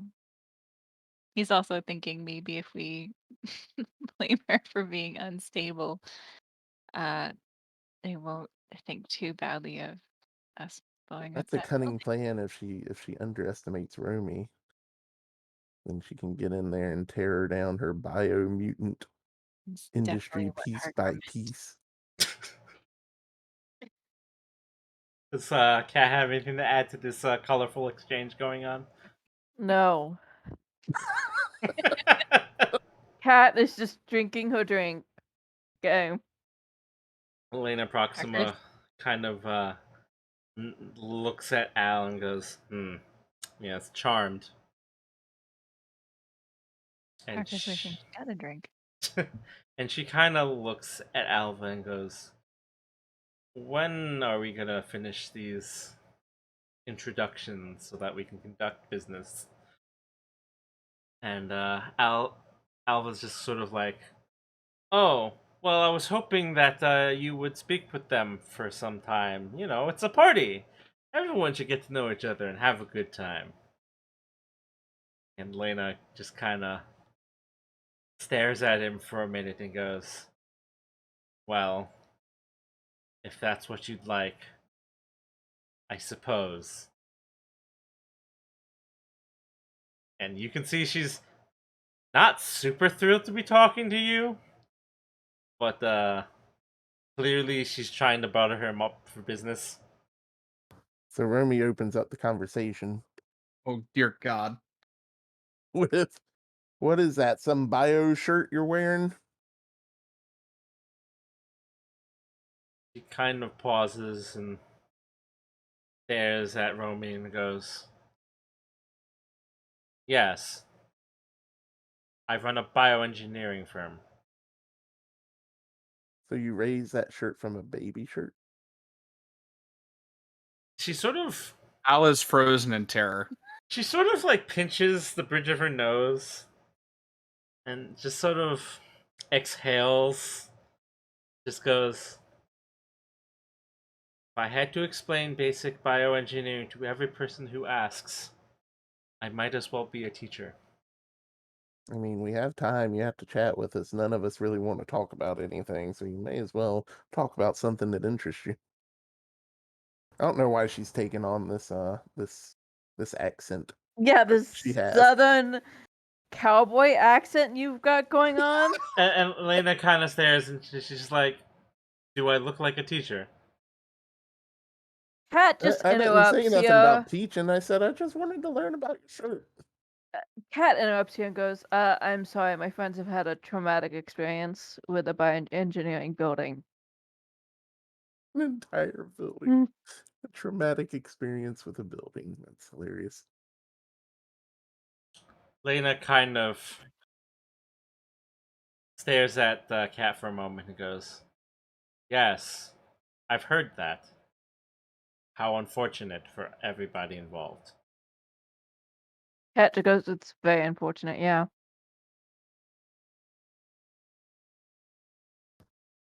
Remy just whispers really loudly to the shirt. Think twice if you're in trouble. Parker grabs a drink from a passing tray.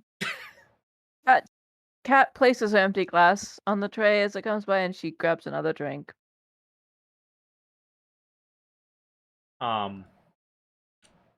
Before Lena can say anything else, Lieutenant Davidson does interrupt and goes, "Ah, yes, I heard about the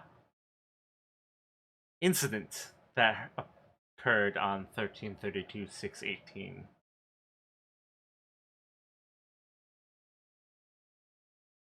Luckily, it was just minor property damage. So hopefully there's no bad blood between you, Set."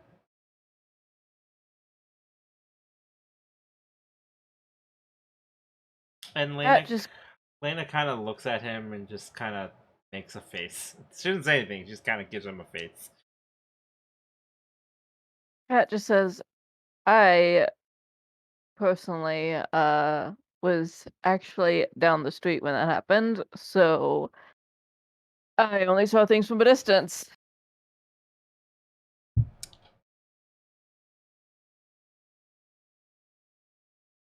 So at this point, Harker says, um, so you're thinking of or hoping to move your offices to Wayfar. What are you hoping to accomplish on our fair planet? And he kind of does fair. His he doesn't actually do air quotes, but his tone of voice is kind of like an air quote.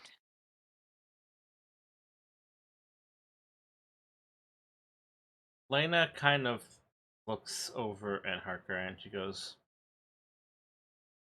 "Well, if you must know, unique environmental conditions of the wastelands are conducive to certain types of research that we would like to conduct." Harker keeps his tone very, very sort of just almost like he's only mildly interested in making small talk. Um, but he says, "Oh, what kind of research?" She kind of pauses and looks over at Lieutenant Davidson, who kind of glances back at her, and Davidson kind of glances back at you. He's like, "We currently cannot discuss that."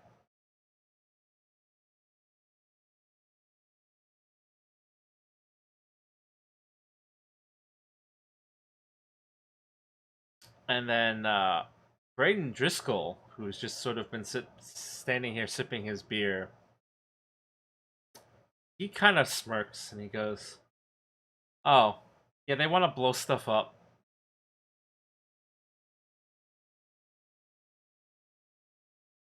And Davidson's just sort of like, "Okay, no, that's not entirely accurate. But we can't discuss people who aren't involved in the project." Driscoll kind of shrugs and goes, "No one's gonna care if you blow up some worms." Hey now. Al just Yeah. kind of looks over at Rumi and goes, like, just kind of like nudges her a little bit. Like, But we know people who make money off those worms. yeah, us. And others like us. Al just hear it out. Like this is all happening at a very low volume, and I would almost say if we could psychically, but we can't. Yeah, I don't know why Remy's whispering. She wouldn't normally be too worried about it, but she did. Luckily. I was having a good influence. For once. Harker kind of just plays it off, kind of grinning. Sounds very exciting. Alva Mason kind of smiles and goes, "Well, if you'd really like to know, we do need some test pilots. If you'd like to sign up, I'm sure that they'd be willing to let you know more about what the project is." And he kind of like looks at you with a big old grin, but Elena Proxima just immediately is like, "No." Like Yeah. she's just Kat like, would "No." immediately echo that as no, too. She's just like, "No." Like, Why? they 'Cause would Remy almost looked be saying it in intrigued? chorus of just no. I feel targeted. Shortly after the in stereo no, you do notice that someone approaches you from like behind and walks past you, and it is a very well dressed, very sharp looking Carlisle Armin. Um, and he kind of puts on a very charming smile and goes, "Lena, now don't be rude. They're some of the best pilots that we have. Though I don't disagree with them that no should be the answer. After all, they're quite busy with their own work. They have a ship to run, after all."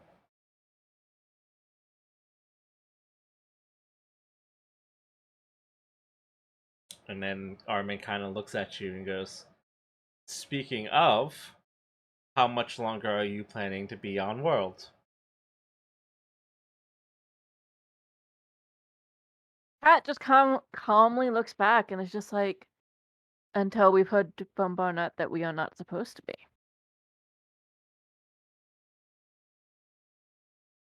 Armin sort of. Remy says, got him. Armin kind of laughs in a. You can tell like he's not serious, but like he puts on a pretty good fake laugh, and he goes, "Well, now, Flight Commander, you have the autonomy to decide if you'd like to take on some missions in the interim. As long as you don't go too far from the planet, I'm sure that he wouldn't mind if you did some work out in space. After all, that is your specialty, is it not?"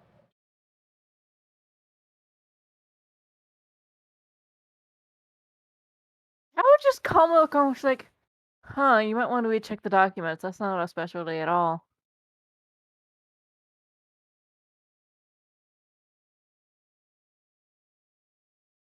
She gives a very, like, pleasant, charming smile when she says it. Armin kind of smiles and he goes, "Isn't it? I mean, after all, I thought your specialization was cleaning up the Blade Cult."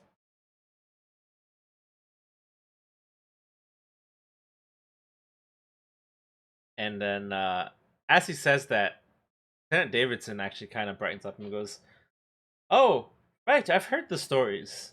We really should talk sometime about strategy. You have way more experience surviving encounters with the Blade Cult than many of our troops. I'm sure they would appreciate some insight on how to deal with them better."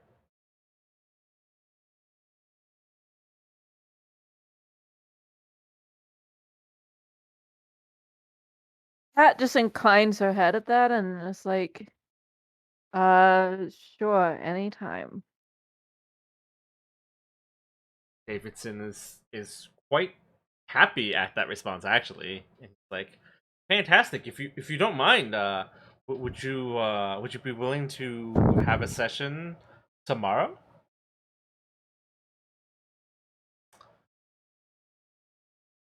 Kat sort of eyes Owl specifically on this to see what Owl's thinking.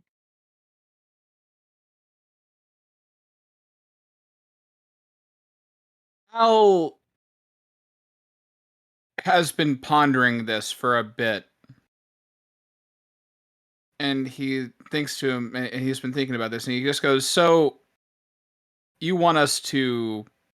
Let me actually before I have Al speak, let me ask. He's talking about us going out to space to what, train these people, or is this something we can do No, over a Zoom call? Davidson just wants us to like talk strategy with him tomorrow, I think. Okay, Unless I misunderstood that. That is the implication of what he is requesting. Yes. Armin is like, you guys should go into space, and he's not really giving a reason why, but he's apparently implying that there's problems with the Blade Code out there. gotcha.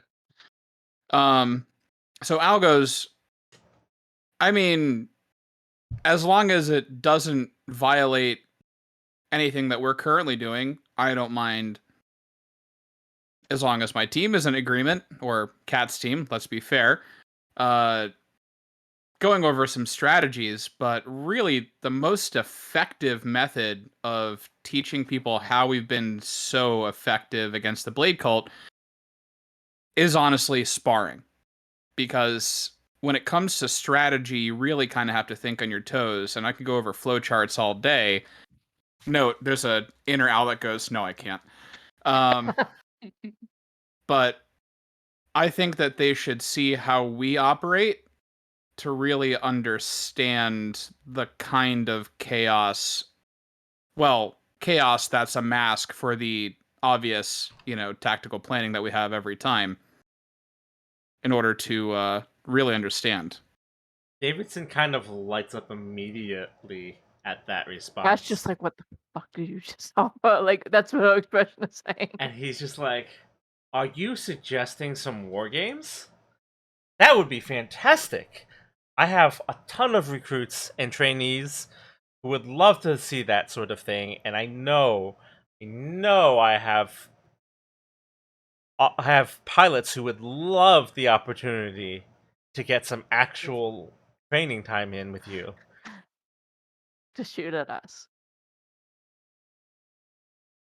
He has pilots that would love to shoot at us. I mean, technically, that's part of what that entails. I mean, Al just basically volunteered a live fire exercise effectively. Yeah. I said as long as the rest of my team is in agreement. This is Al's opinion, but he is deferring to Cat.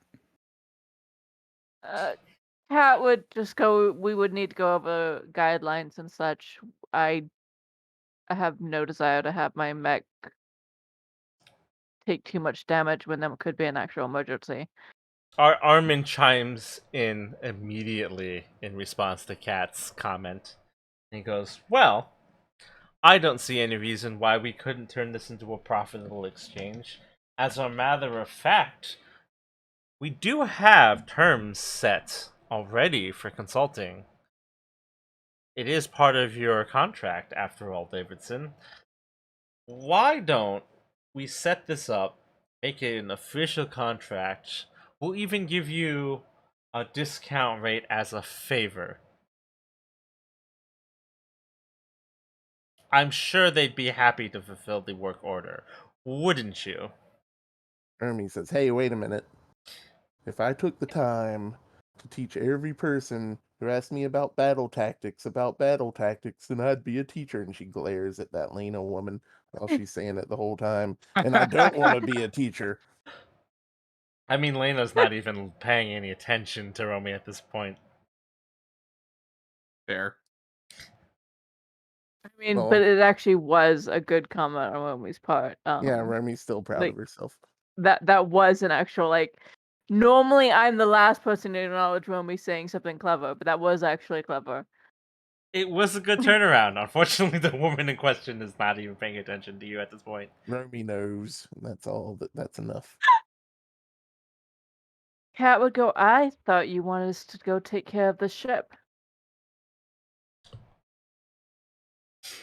Armin kind of looks at you and goes, well, we wouldn't want to disappoint the people of Wayfar now, would we?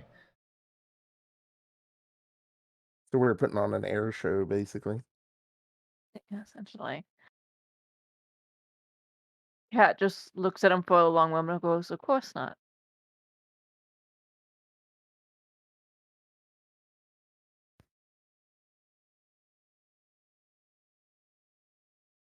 Davidson kind of smiles at that and goes, fantastic. I hope to see you bright and early tomorrow. I look forward to participating. Al just leans down to Kat and goes, shouldn't we run this by Barnett first? Before we agree to a time? Realizing that kind he's of- fucked up. Cat just responds, well, this isn't an actual engagement. It's theoretically just a war game, so... Until they, like, turn into Until heroes that are out to Sure. kill us. I'm sure that some of them have got to be Blade Cult. Yeah. I mean, well, like, Cat doesn't trust this one bit. She's just like, I will send a notification about it, but since we don't even know if he's still in sleep or not. Could even be Bioblade Cult. I mean, like, the point is, like they could, like, argue that they have to wait, but for all they know, he's still in, like, a 6-month sleep or whatever, cryo sleep. Like, they don't know. So, they wouldn't necessarily get a response anytime soon. Yeah, that is the unfortunate thing of, like, deep space travel. Because they go in the cryo sleep, and that's fantastic while you're in cryo sleep. You notice no time passes. Everyone else does not have that luxury. When the cat's in cryo sleep, the mice do something that rhymes with cryo sleep.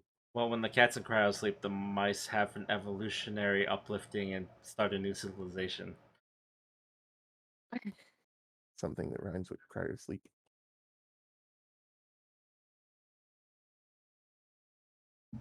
So she's like, I will be certain. She says it loud enough that, like, everyone hears. She doesn't, like, she's like, I'll be certain to give Barnett a report on what is going on.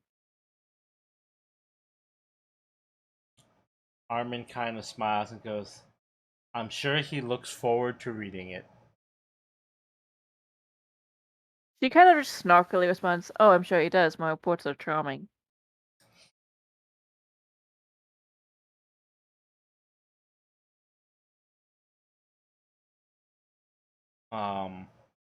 He doesn't actually respond to that. Although you do notice that kind of steps away shortly after you make that comment. You're not really sure where to. But Davidson looks way happier than he did when you first showed up. He's pretty excited at this prospected, like, war game that has just been pitched. And Alva Mason, who you realize has not said anything for a while, has just got this big old goofy grin on his face. And he goes, I've never actually seen you fight in person. I have to be there tomorrow. I've got room in my cockpit. Owl, without even thinking, just looks down at Rumi and goes, "Do you?" I think might be a tight squeeze. He can sit in my lap. Kat would look at Alva and just be like, because we can never be sure of, and she's gonna say this honestly, we can never be sure of Blade Cult infiltration. They've managed to infiltrate several places that were not expected. If you do show up for any war games, please ensure that you are completely in a safe area. Like my mech. No. Uh, That is the least safe area. yeah, no. To be fair, mine's the one blowing up all the other mechs. I mean that is true, but um, she's like, make sure that you are in military grade protection. Alva Mason just kind of waves it off and goes, "Oh, it'll be fine. It'll be fine. They know what they're doing. All this I'll is be gonna safe." go well. Kat goes, no, because if something happens to you, we have enough enemies that would want to frame us for it. So if you're going to be there, you need to have military grade protection. Davidson kind of interjects and goes, "Don't worry about it. We'll have him well protected." Protection or we don't put on a show. Phrasing? Al nods. But yeah, so Davidson No, is because like what is not gonna happen? Like Kat's already planning for this. What's not gonna happen is something kills Alva Mason and then they get framed for it. No, no. So he doesn't care if she has to create one of her like light diagrams around him and decoys and just keep that up the entire fucking battle. That is 40 not Alva happening. Masons. Yeah, that is not fucking happening.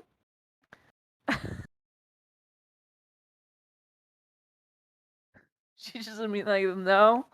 I don't know. Like, I fully anticipate for someone to try to kill us doing it, but we are not getting the current governor of the planet killed and getting framed for it. That's not okay.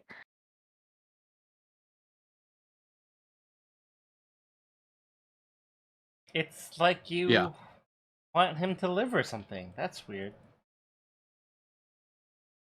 He's not the smartest guy in the room, but he's not a bad guy. So, I with mean, politicians, that's about all you can hope for.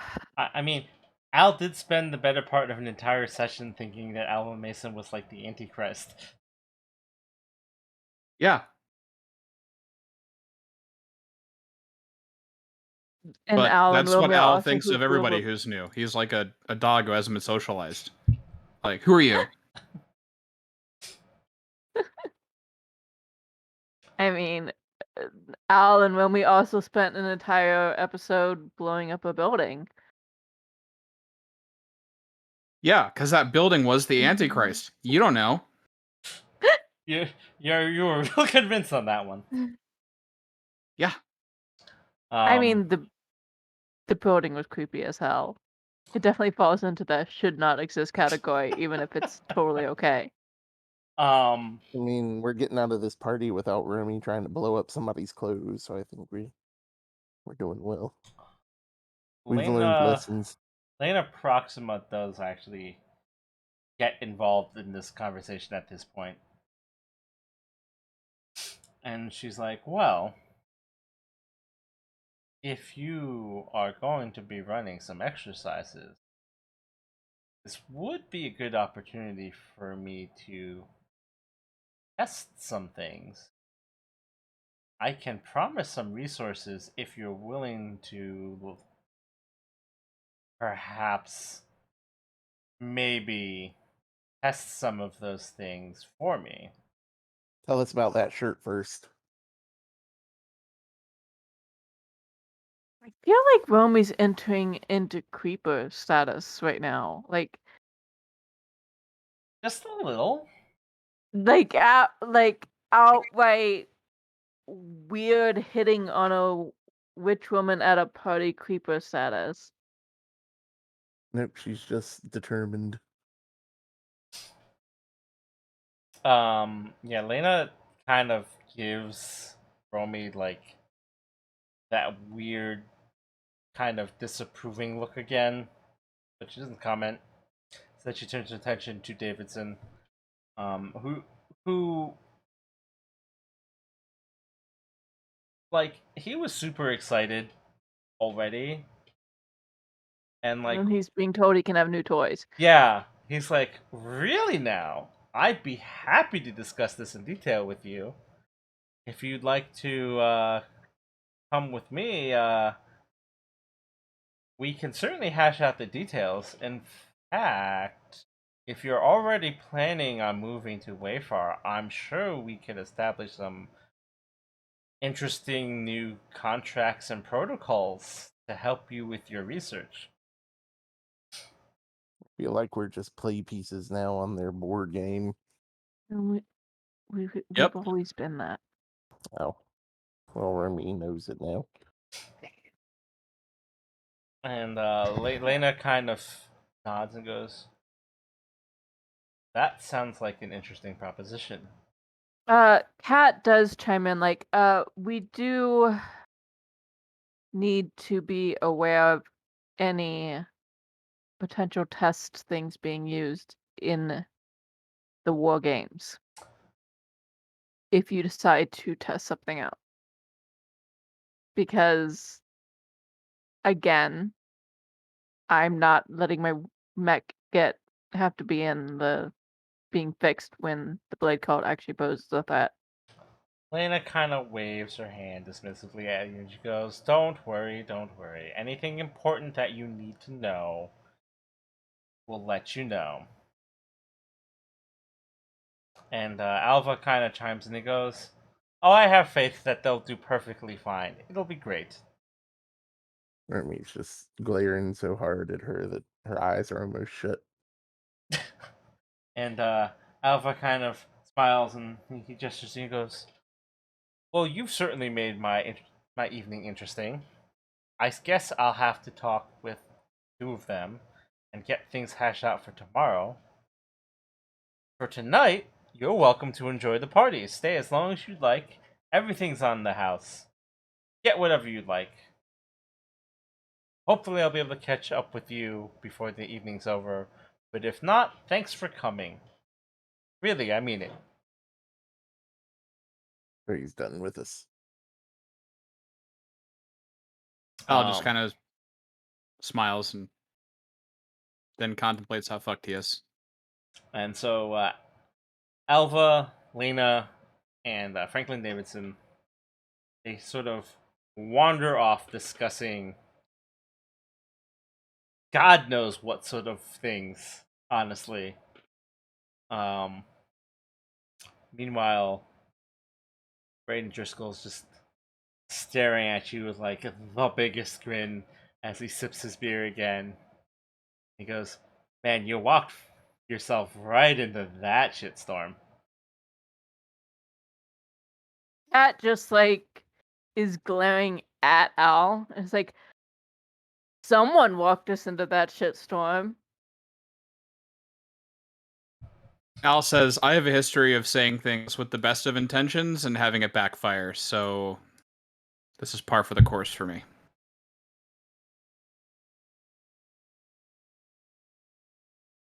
Parker looks at Braden. He's just been kind of sipping his drink while he watched all this unfold. Um, and he says, "What do you know about the kinds of things they might throw at us tomorrow?"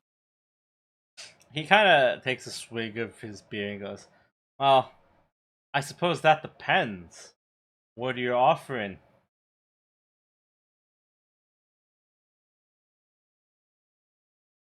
Parker kind of grins. And then he says, "What are you interested in?"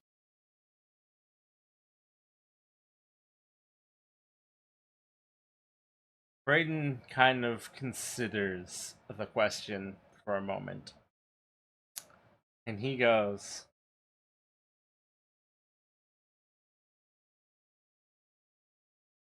your little contract kind of put us in on a raw deal. Tell you what, you raise our cut of profits another 5-10 points. We got a deal.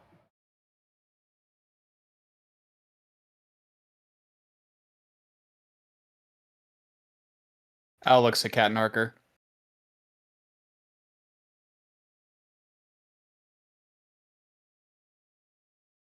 Remy raised her arms. I'm here. I mean, like,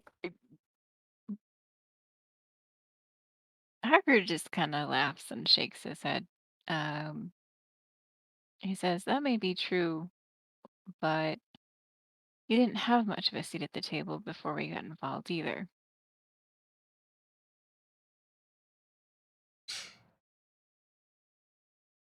He kind of contemplates what he's saying. He goes, that might have been true. But, and he kind of gestures and he goes, now we're in a new age. Things are different now.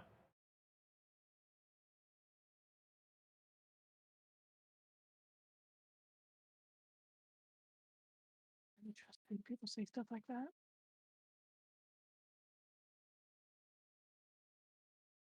Kinda shrugs. He says, "I don't know why you think we would have any say in a deal that's already been done. If you recall, we were relieved of the negotiations halfway through." Brayden nods and goes, officially, yeah, that's very true. And he kind of like jerks his thumb like back over his shoulder in the direction that the rest of the group has gone, and he goes, but at the end of the day, Alva Mason signs the paperwork. And as far as I can tell, you guys are his best friends.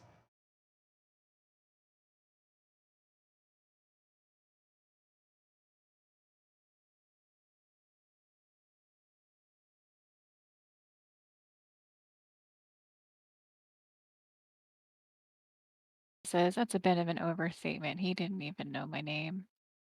Oh, I barely knew your name. I mean, that's by design, but he doesn't say that part.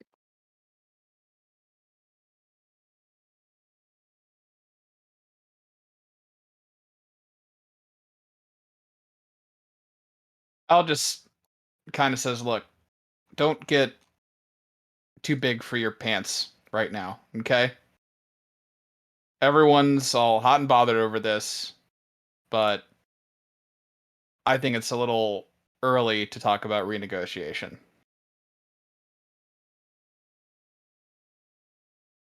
And looks at Cat like a puppy, seeing if it did good.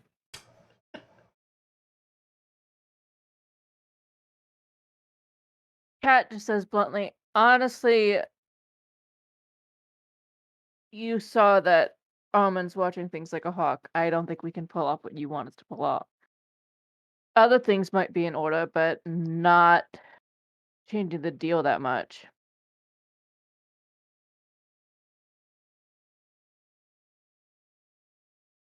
Driscoll kind of shrugs and he goes, well, what do you think that you can get me then?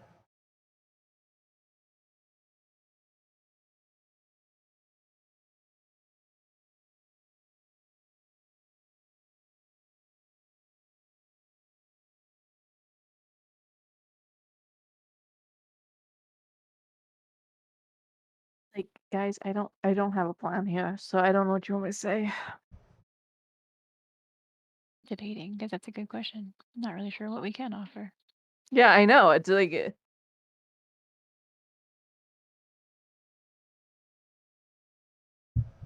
I would say, and I know this is kind of metagaming a little bit, but I would say in this case, we make no solid promises, and we just say we'll attempt to see what we can get. We'll aim for what you want, but we can't guarantee anything. Right? Because even if we literally make no effort at all, it looks like we did. I think he would know if we made no effort at all. I know we're gonna have to mention it because we're gonna have to try, obviously. But what I'm saying is, like, even if we put in the work and nothing happens, at least we don't have to worry too much about it being, us, like, literally, like, selling our bodies to get this deal done, even though that's what we basically do. I mean, like, when someone volunteered us for war games, In which they're gonna test experimental tech. I was putting it as a suggestion, but his language, which Al realizes now was a little different than what he intended, really did kind of throw them under the bus. Just a little bit. almost like that's how they ended up at Holland to begin with. I didn't say Al was perfect. Like, Al's one character trait is he cannot help. If he tries to help, he will probably fuck something up. And this is honestly partially a thing that is by design and partially a thing that is just my personality seeping into the character.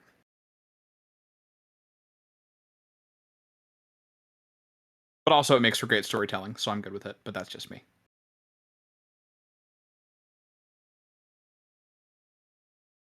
I'm not actively trying to fuck everybody over. I'm just saying. Oh, I know. Not actively. Passively, maybe. It's a passive fucking, okay? Phrasing. What? Jeopardy is on in the background.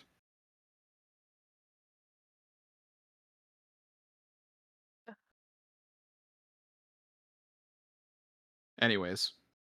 Yes, indeed. Anyways.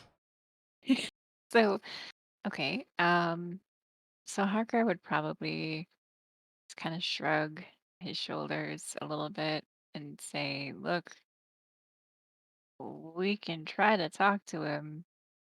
I'm guessing 5 to 10 points is a little steep."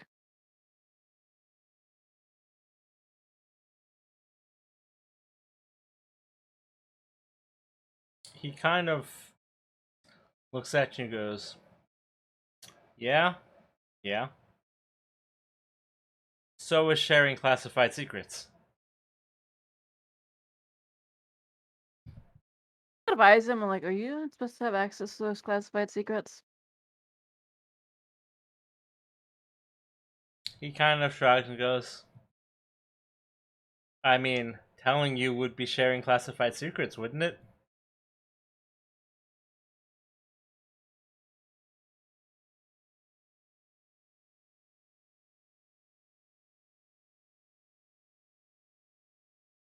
Yeah, Al says. But, I mean, we didn't say you had to bring in classified stuff here. We're just doing war games.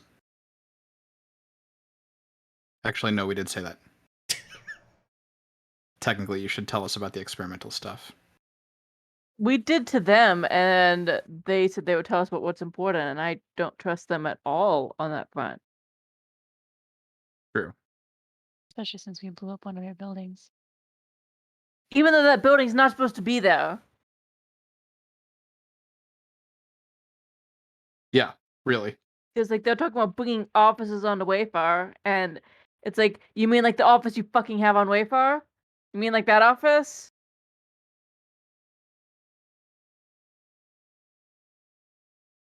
I mean, Yeah, really. the thing about that is they were not like hiding the fact that those offices existed because the military advisor was aware about the incident.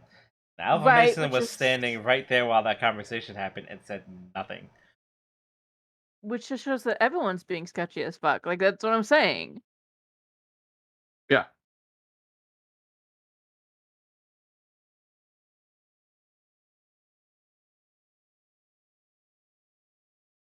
But yeah, Driscoll just kind of looks at you and goes,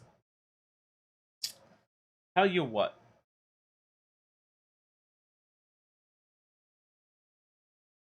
you put in a good word. You tell him as much as 5%. See what he gives. And I'll tell you a little bit about what's going on.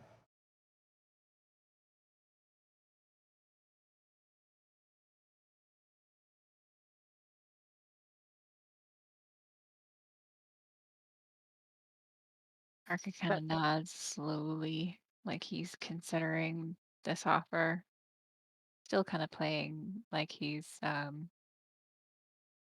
not all that great at negotiation. And he just shrugs again and just says, "All right, I mean, see what we can do." He nods and he I'll goes. just- He nods and he goes, "All right." So I'll give you a little something to start with. Yes, I do have authorization to know what's going on because they're asking for our expertise on sandworms. I'll tell you more once you talk to Alva.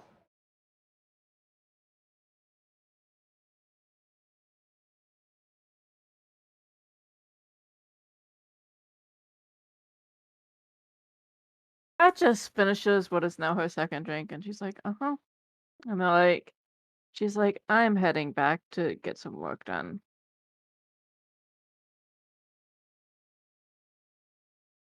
Arca kind of looks at her and asks, she's not staying for more of the party.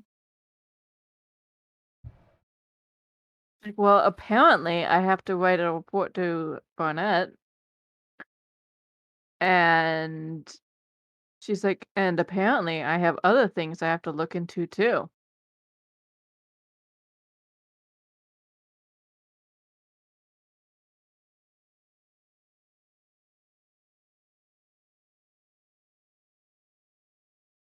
It is really sinking into Al now that he has fucked everything up. So he goes, do you need any help? Kat doesn't actually seem like mad with Al. She is mad at the situation. She was like, nah, I have some associates I can contact for help. I'll just nods and goes, is there anything? And then he just stops. And He's like, no, probably not. she sort of gives just go a long look because he knows very well what she did before because he hinted at knowing. And then she just like moves to leave. Like where she hacked in and gave the information to them. Because he commented on it before. Hmm. Like he was surprised at her taking Colin's side and things when she had done that, so.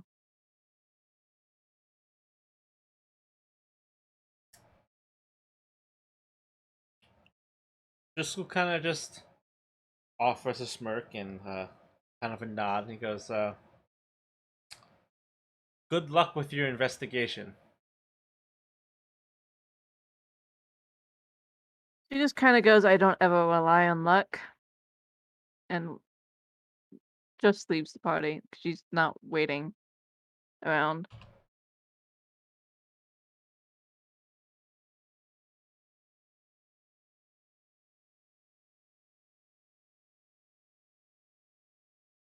Al looks at Romy. Well, Al looks at Harker first. It's like, what are you up to? Arca looks around. He says, I'm gonna stay. There should probably be some pretty good food here. Might as well take advantage. Haven't eaten yet. Al just nods and, in an odd show of kindness to Romy, just kind of looks down at her and it's like, well, we're here. Want to go show your dress to everybody? Sure, and food. Absolutely. And then he just kind of releases her. And the walls. He releases his grip on Romy to see what happens, basically, and is going to peruse around at his own pace while We're already keeping like, a we're already distant fucked. How eye. See much what worse can it? happens. Yeah. We're already fucked. What else can We just happen? set our noses to the wild. Unleash the beast. Yeah, basically. Romy's actually a little overwrought and doesn't know what to do. There's too much going on. There's so Tucker kinda many just- options of chaos I can now cause. Way too many options. Tucker tilts his head to Brayden and heads over to find food. Where's Lena at? I mean, she's currently in a meeting with Alva Mason and Franklin Davidson. Damn it. I mean, we don't care if you interrupt that meeting. Yeah, go eat. Would she even know where the meeting is? No, they wandered off and like they're out of sight. I feel like anything that is outside of Romy's vision range just ceases to exist.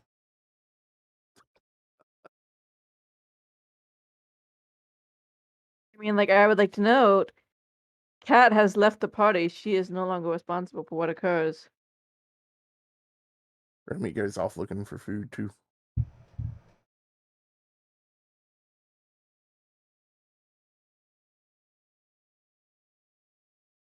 So Al's basically just looking around, grabbing food here and there, not really doing anything too crazy.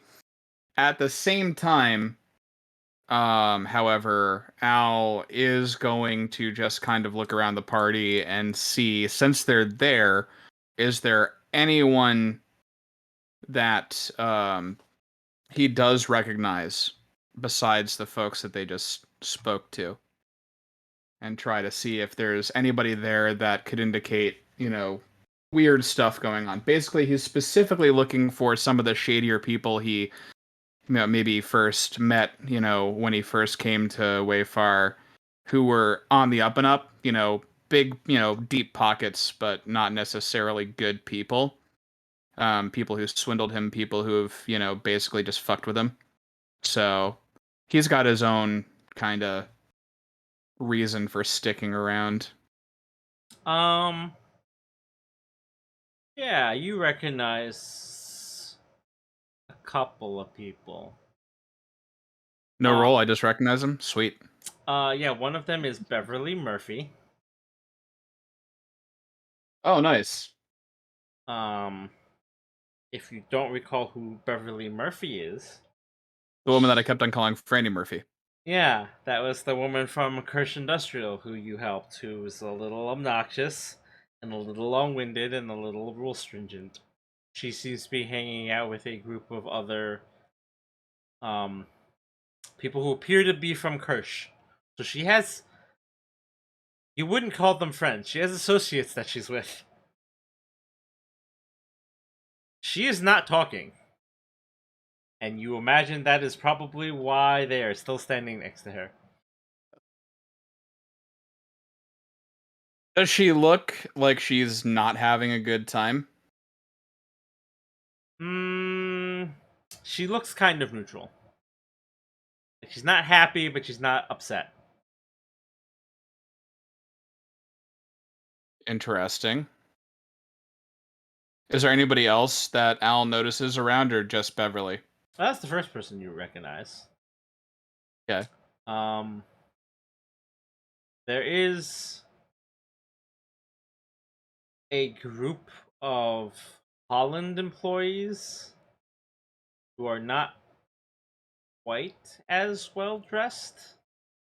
And you do recognize that one of them is Jacob Nicodemus, which is your team's quartermaster. Who you Nice. have basically never spoken to since day one. And yet I still recognize him. So there you go. I feel like that's the nicest we've ever been to anyone. Yeah, that's the one person who doesn't hate us. Yeah, Don't- actually. don't- We have don't mess it not up. actually bothered him. That's because Remy wasn't around then, or was she? Who else have you decided is there while you sift through your character notes? You do actually recognize, looking rather I wouldn't say unhappy, but displeased is Fraser Cunningham.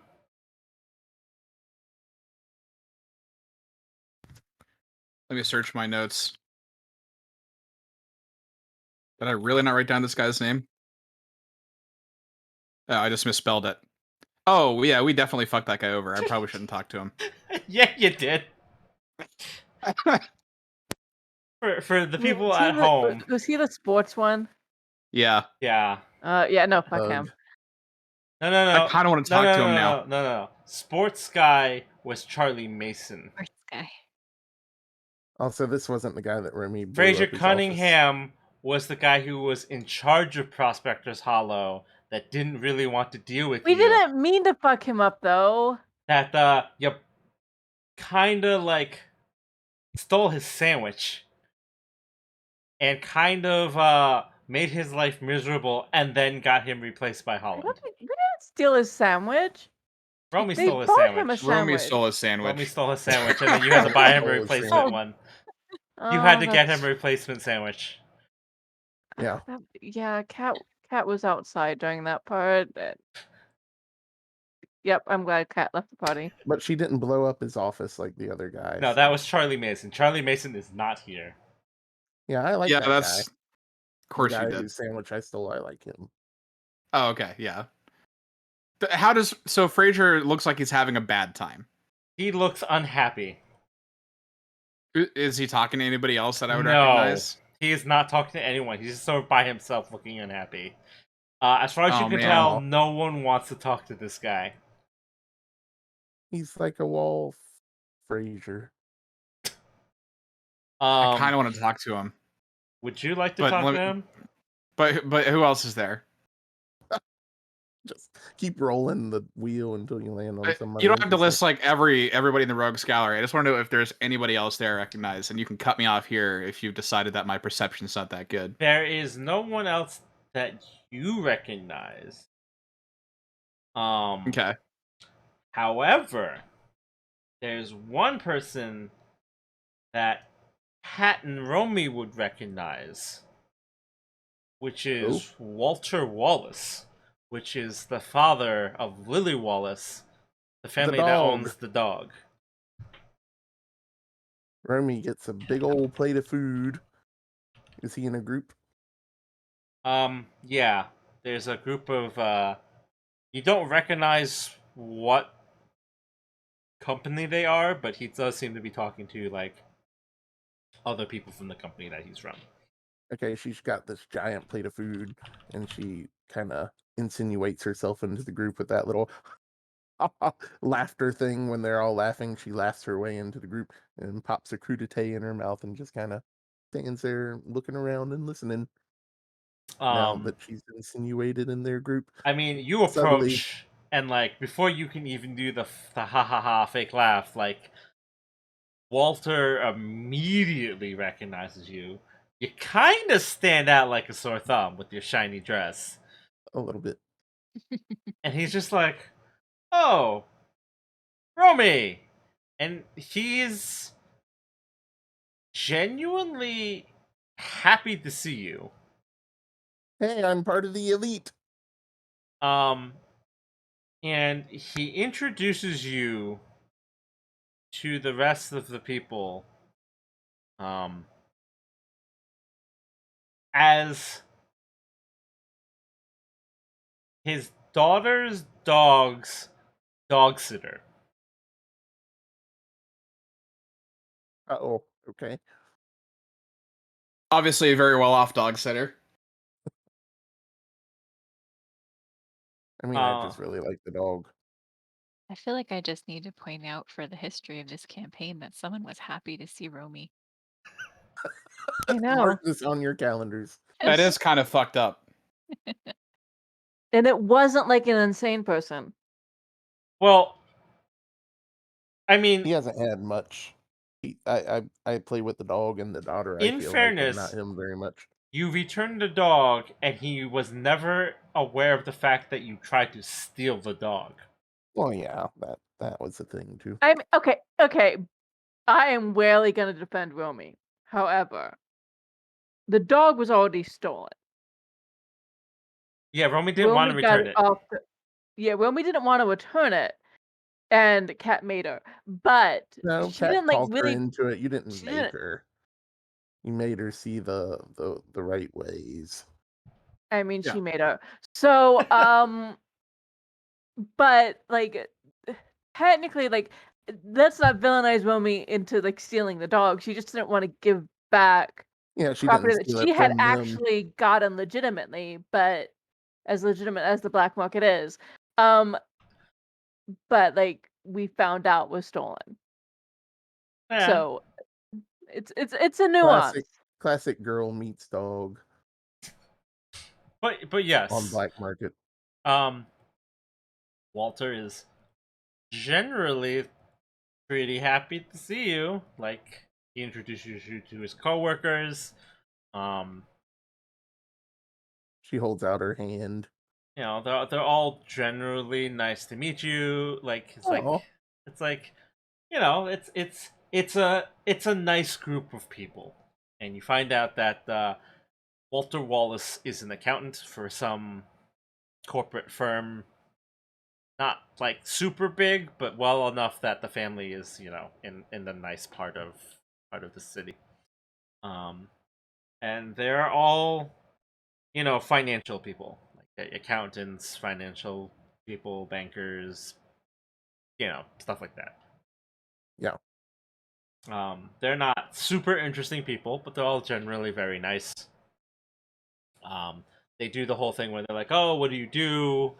That's very interesting." Like, "Oh, I don't know if I could ever do that. That sounds dangerous." You know, like they're just normal people being introduced to like the crazy engineer who drives out in a hand-built mech into death battle. Yeah, so they're more interested in what she has to say than possibly what she has of them to say. Yeah, like this is just a group of pretty normal, like middle class, upper middle class people.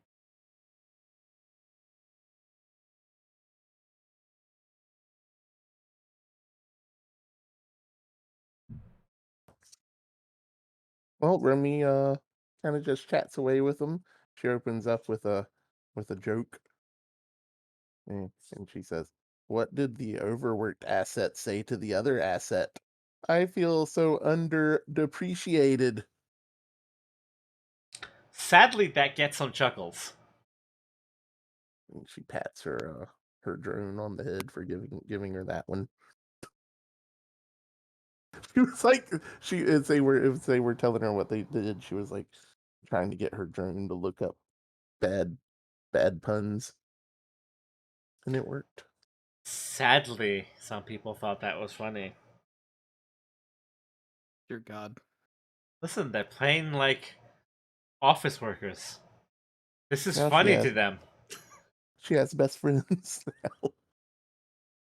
I mean, yeah? We should all exchange numbers, however that works, and keep in touch. So while you're doing that, Yeah, we have to see what's going on with Al and Harker. well, first of all, Kat, what do you do? I mean, Cat literally just went probably to one of her locations in the city. She probably did not go back to the bunker, and she's just immediately starting to look into information. Well, she would have written Barnett first and basically told him, give him a summary of what the evening had brought. Because it's also useful just to have the record of like, this is not our fault. And basically shoved us into this. Remy Um, probably also sent you a text at some point. It's like, "Hey, the dog guy's here," with like 7 exclamation points. but then like yeah, no, she would just be hacking the rest of the night to figure out like what the fuck is going on with what they could be testing and You know they're testing bioweapons. well, obviously It's it's a gonna be some bioengineering company, missile but with feet. Okay, I'll let you do that for now. Parker? Parker got himself plate of food, and for the most part, he's been kind of like making rounds, just being charming in general, but like kind of just lightly um schmoozing, I guess. Like basically his goal here is to put forward a sort of goodwill PR for their team a little bit, and just, talk about being a pilot and maybe talk up some of the things that they've done if he finds interested parties. But for the most part, just like schmoozing because he's very good at that and he's got a lot of training in doing that kind of thing. How much do you upsell the team? I would say he moves the line of like working it in to the conversation more subtly rather than kind of running around like a billboard. Well, So he's let me rephrase. Like, if anyone expresses interest in the team, just like, oh, I'm a Lancer pilot, blah blah blah. Like, how much do you upsell that if they follow up?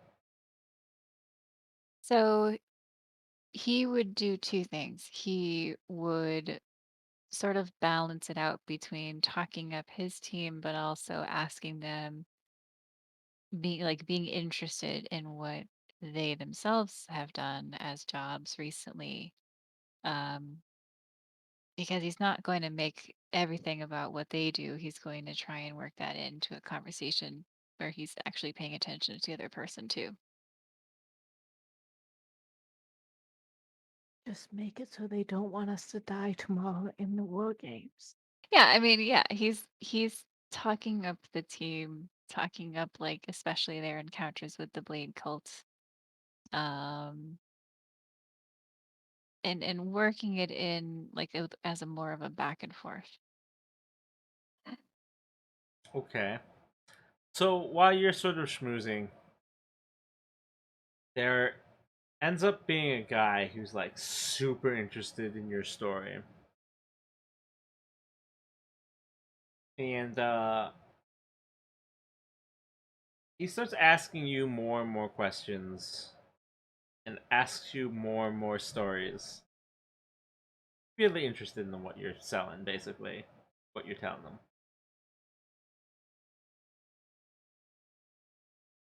Right. So at And that point, oh, go ahead. and he basically just drops um he basically just like, I'm a producer for uh Lancer Death Combat, which Love that show. uh if you recall is actually the The name. one that the Duke was on and got famous on? Yeah. Ugh. Yeah. And he basically tells you that he's interested in contracting your team for tryouts because they're looking to open up a season on an exotic planet. And if you're interested, that planet could be on Wayfar. Now, he's not promising that you'll be on the show or that it'll be here. He's basically saying, if we pick Wayfar, would you be interested in applying? At that point, Harker sort of chuckles and says, "Well, at the moment, our schedules are a little busy, and I can't make any promises like that without speaking to my team." She Uh, cut her eyes at Al when she says that. Or but he, sorry. but I don't know if Al is close by. He wouldn't though. Like even if Al was next to him, he probably wouldn't look at him. Um, he would say, he would basically just schmooze and say, like, very flattered by um, the offer and, thinking we'd be good enough to apply. He kind If I'm of terribly close. he kind of tries to push on the deal a little bit, and he goes, "Tell you what, I'll let you think it over. Here's my card." He sort of passes you like the equivalent of like a business card. It's like a digital signal, and just passes it off to your like your personal like data pad that you would be carrying on you, and be like, "Here's my card. Think about it. Call me if you're willing. Just leave your name, give your contact point, and we'll tell you as soon as we're on a plan. I can guarantee you it'll be a lucrative deal. Get a signing bonus just for, you know, signing on. You get paid per victory. We cover expenses if you lose, so it doesn't cost you a dime.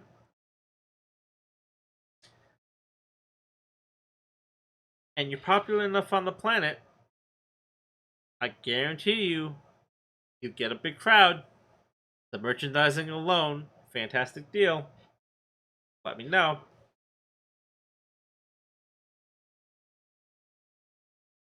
Harker nods and thanks him, takes the card, but doesn't promise anything.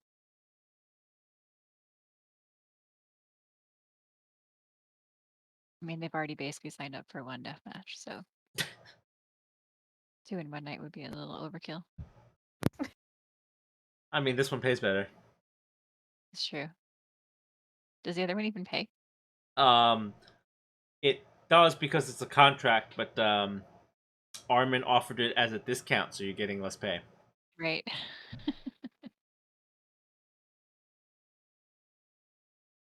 No, we can technically, if anything goes wrong, we can insist on hazard pay if we survive it.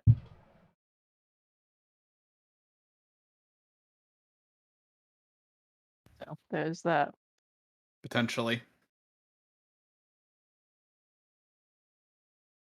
So, Al, what you doing? Oh, is it my turn to have the interaction? Yeah. Awesome. All right. Since everyone else has resolved and Cat's off in the ether, Al's gonna like gingerly kind of work his way towards Fraser Cunningham, not with any real purpose, kind of making a non-linear path over to him, and he's going to be, chowing down on some kind of hors d'oeuvre with a drink in the other hand. He's not drinking heavily, mind you, because he's gonna have to do some shit tomorrow, apparently, which is his fault. And he Yes. kind of turns and he acts surprised. He's like, "Oh, Fraser, is that you?" And he's maybe like 10 feet from him. Now, Fraser did not look happy, right? Like, Yeah. he was visually unhappy to be there, standing by himself, and you say his name. There's a brief moment where he seems surprised, and his mood kind of lightens a bit. And he turns, and then he sees you, and all the color from his face is gone. And he's just like, "Oh, Ending on a high note. God, you!" And then he I didn't say pauses, that, but it's kind and he's like, "Oh, God, she's here too, isn't she?" You just hear Remy cackling in the background at a joke. So I basically turned this into a nightmare scenario for Fraser. Awesome. And he's just I was like, "Don't worry." yeah, he's just like, no. Like, his face is just like, no, I want nothing to do with what is about to happen. Al like kind of steps casually towards him and goes, "Look, I'm not here to do anything malicious. and as far as I know, she doesn't know you're here. But I would, yeah, but and Al kind of just like speaks in a lower tone, but keep your voice down because she has a very weird like eidetic memory, so she might hear you and come over. Um, I just wanted to apologize for kind of the weird situation that we left you in since I saw you here, and I wanted to see how things are going. Al's trying to be like, he's very relaxed in posture. He's not trying to look terrifying or imposing at all. He's just trying to be friendly because this is one of the few times where he doesn't want to intimidate somebody. You ask him, like, how are things going? Uh-oh. And just like the look on his face goes from like terror to appalled to confusion to anger to just like back to appalled. And just like, how might, how did, what? And he's just like on the edge of just like snapping. He's like, I was running a town. It was fine. People were okay. And he's just like, and then the new governor, and he's an idiot. And it's like, I'm at a desk. I don't. It's like he's just absolutely unable to get out the thought, and just like you can see his brain is just like trying to process the audacity of like what has happened to him in the last like year because of you.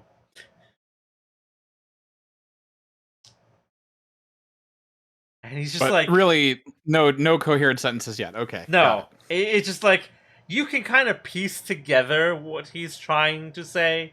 That basically in the last year, something involving desk work, and he's not in any sort of real relevant position. Like he got hugely demoted because of you. Made it to a fancy party.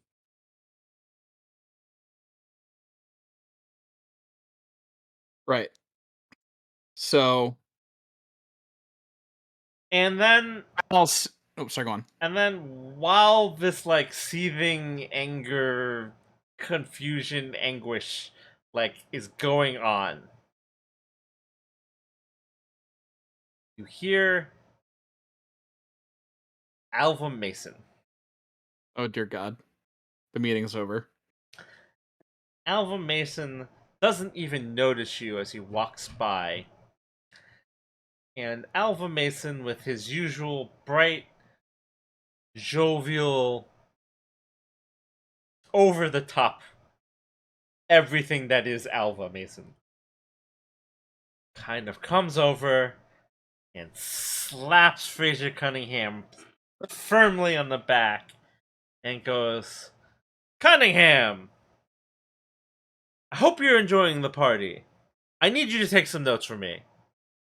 And then you kind of realize that, oh God, Fraser Cunningham is Alpha Mason's secretary.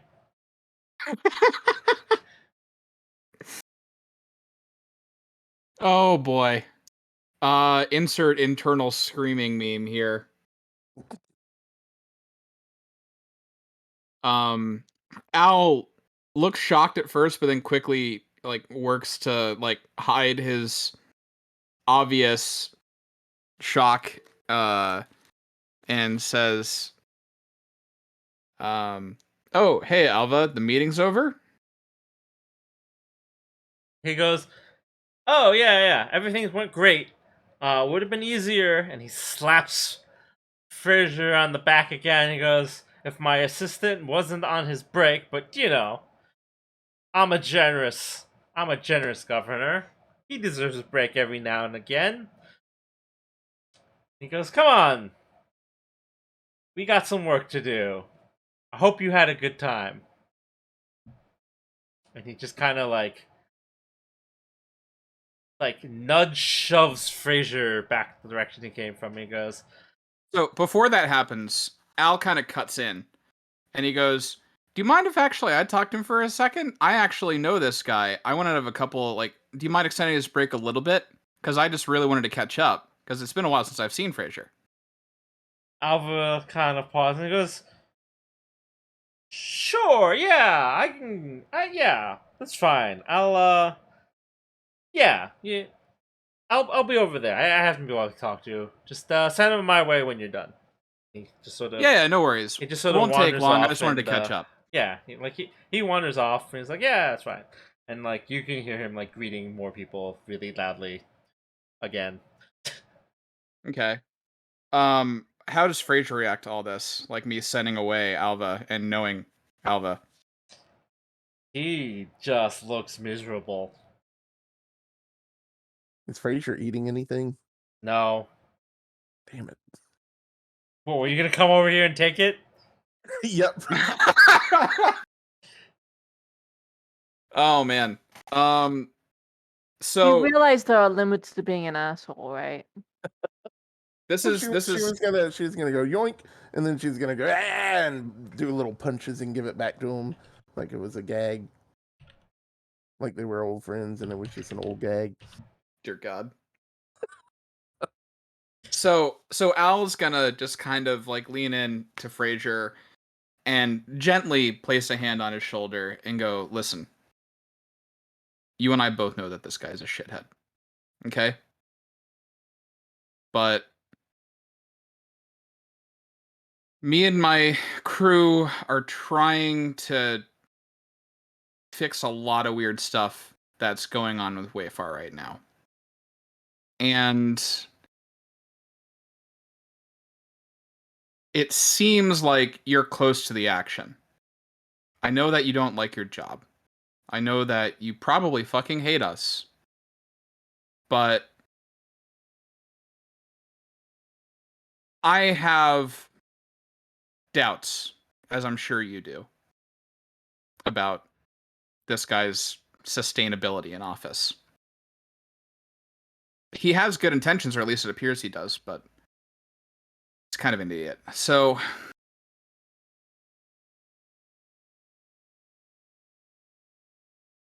I know we're not on the best of terms, and you probably want to kill me. But would you be willing to kind of on the side help my team out, and we'll do what we can to get you back to a place where you're not fucking miserable? Well, I know I will. I can't speak for the rest of my team because every time I do, something bad happens. But I will do whatever I can in my power, which includes trying to convince my team to help you out if you help us out. Because we're also currently in a situation, in several situations, where we're just kind of going with the flow. And it would be nice to have someone on the inside. You sort of pitch your proposal to Fraser Cunningham. He doesn't say anything at first. And then you hear him inhale very deeply, then exhale, and he kind of mutters something, but it's very low, and you can't quite hear him over the sound of like music and people talking.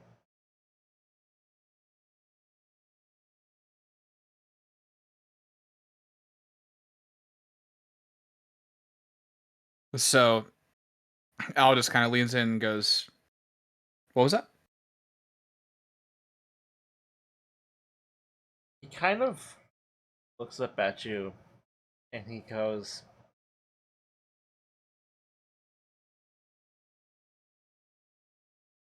"Alpha likes you.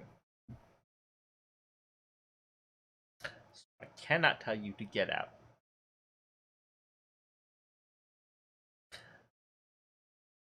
But I can suggest very strongly where you can take your head and place it."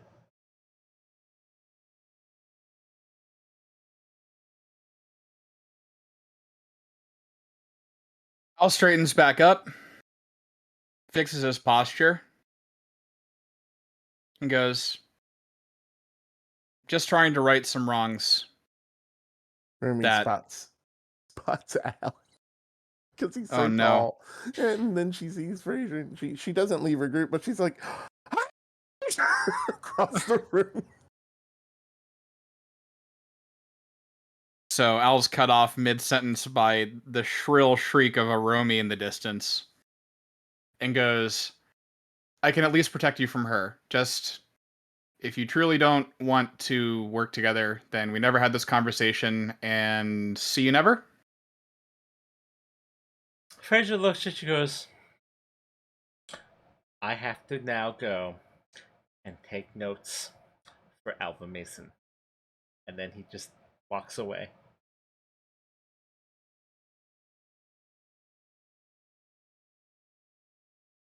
Al prepares himself to block Romy, realizing is in an unwinnable situation, at least with Fraser, but can probably stop Romy if need Romy's be. got attention and her fans, and she's happy. She was just looking around to see if you were still there and noticed Fraser. Okay, but is she following Fraser? Nah. Okay.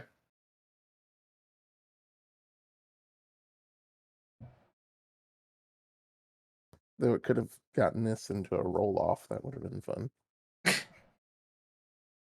I feel like those always end badly for everybody involved. I mean, we could have a Hey, fun roll off. Is there a dance floor? Al won the one last week. Or last month, or whenever it was. Back in session. July.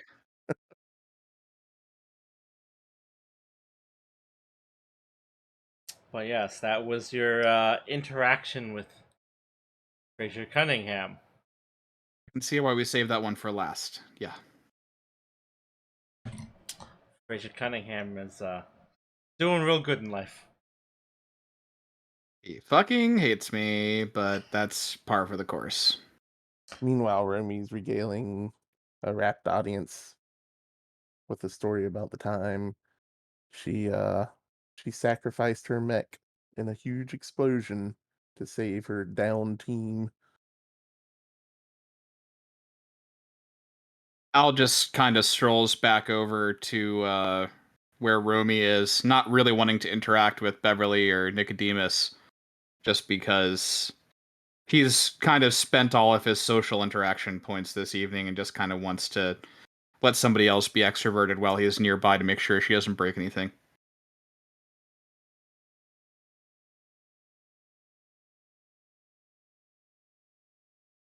Yeah.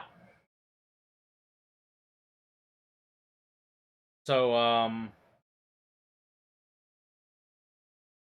the party basically goes on all night. Does anyone have anything else they want to do that night at the party?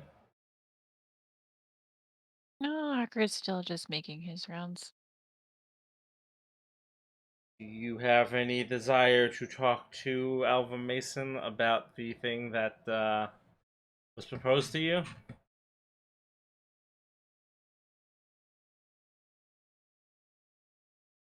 I mean, I feel like one of you could, well, not Romy, one of the Damn it, I was guys, about to offer. one of the guys could talk to him and see if he would spill the beans on what the test weapons is, because he doesn't do well at confidential.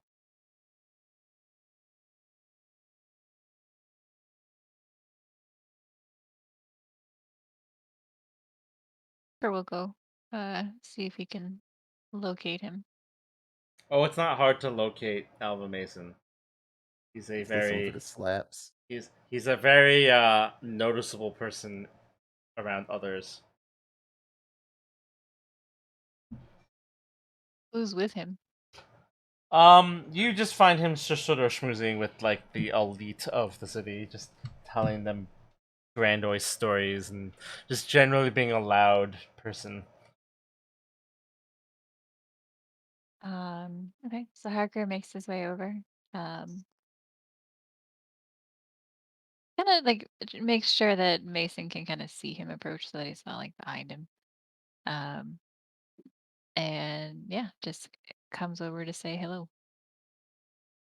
Uh So you put yourself into the orbit of Alva Mason, and he is, of course, happy to see you, more so than he is toward everyone else, because you are one of his favorite people, and he just sort of does one of his big old back slaps and puts them around you and like pulls you in and be like, "This guy right here, the best."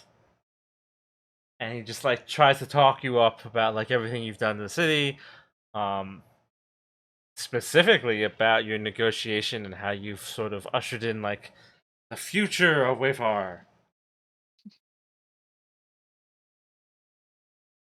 Um, Harker does his best to like be polite about the praise and kind of downplay a little, um, not too much because he's still trying to help reputations a little. Um, and just kind of at first just kind of thanks him for inviting them to the party and compliments him on it. Says that one of the best he's attended.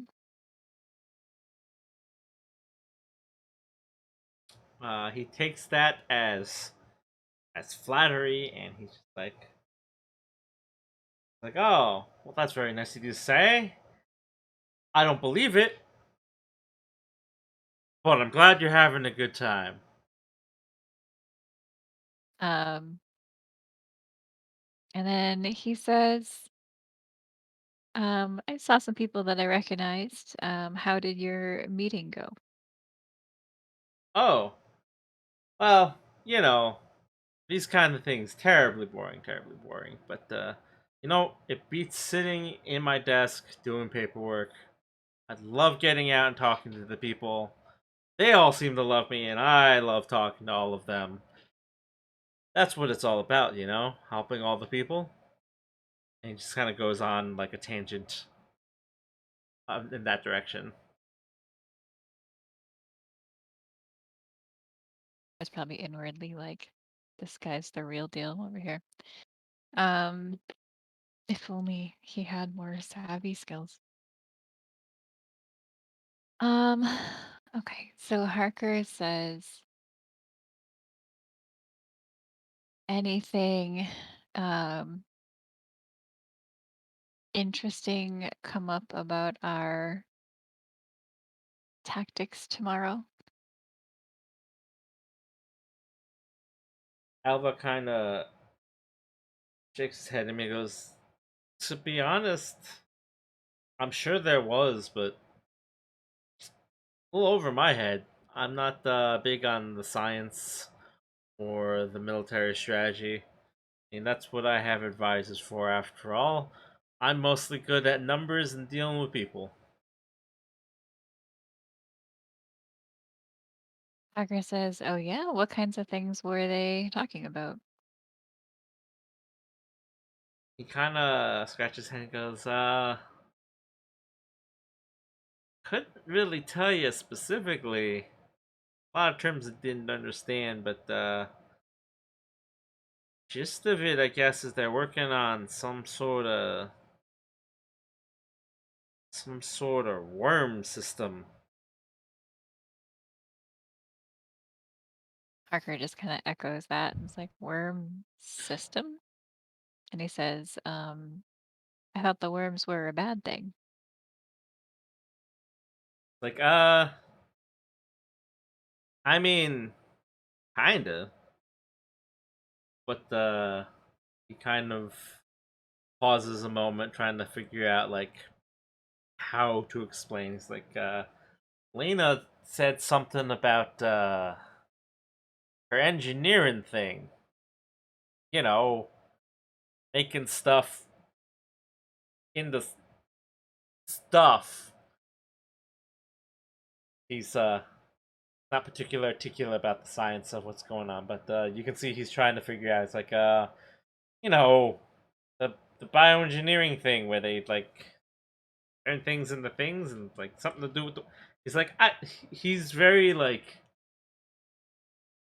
he's kind of dismissive on the details. He's like, well, that's her thing.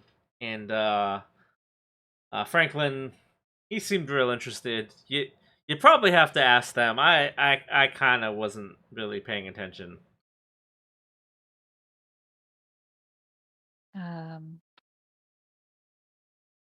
he says he kind of jokingly chuckles and says, "Should we be expecting worms on the battlefield tomorrow?" Kind of like he's making light of the situation. Alpha kind of shrugs and goes, "Well, those worms—they're just about everywhere you go. So probably, I don't, I don't think it's gonna be her worms. Like, are they?" He kind of like looks and he like scratches his head. He's like, "Nah, I don't think she's making worms. Is she? No, no, no. That's fine. That's fine. You don't gotta worry about no worms." I'm afraid of no worms. um, so Harker says, "So is she going to be building offices on the planet?"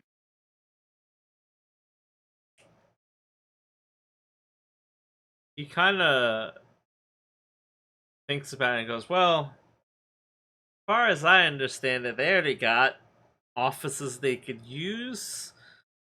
The deal's more about trying to think of, like, he pauses thinking about the words. He's like, they gotta they gotta build a research station so that they could research for their bioengineering. They gotta do their worm system tests." He kind of nods, like he's like, "Yeah, that explained it."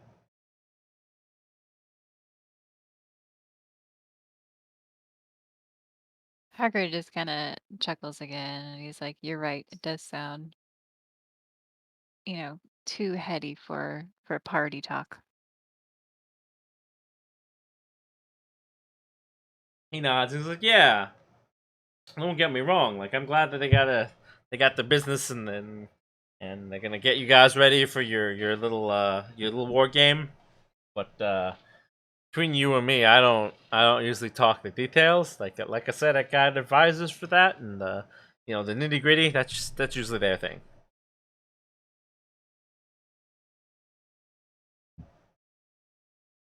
And then he asks, "So things with Brayden went well after we left the negotiation room?"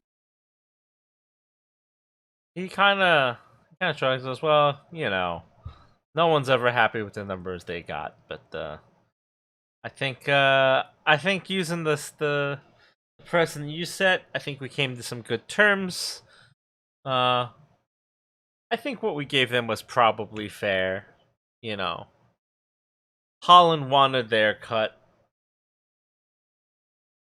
They pushed a little harder. It I think it worked out okay.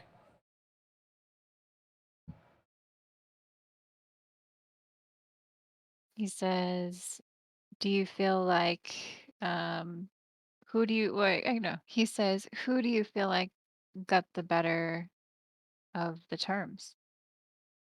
He thinks bad and he goes, "Well, if I recall, on the final contract,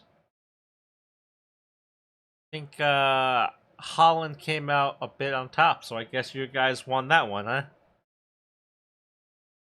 Or just kind of grins and is like, "Yeah, we tried our best." He nods and goes, "Yeah, yeah. They they fought long and hard for their advantage. So I guess they did a pretty good job."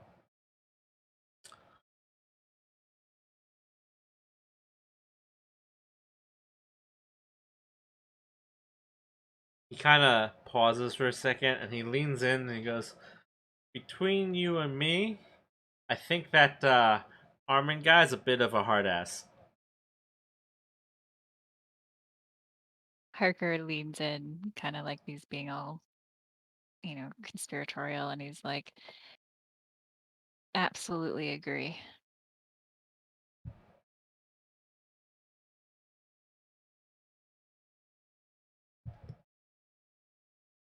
And then he says, I've been thinking about the consult fees that the mining guild was asking about. He says, might have been a little hard on them. Um, what would you think about maybe giving them like a 2% bump? He considers and he goes, hmm, I'd rather not cut into the city's percentages if possible. Counting on those numbers, improving the city and all that, but 2%, I mean, we could probably swing it if you can get, well, he kind of pauses and goes, I mean, Holland could probably, yeah, we could take 2% off of Holland's and shift it toward the guild if you think that'd be okay. Probably like inwardly smirking a little bit at the moment, but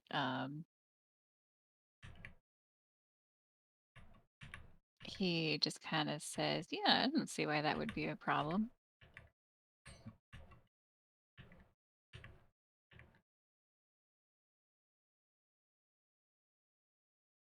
Alpha Mason kind of nods and goes, I can talk to some people. We can probably get that going.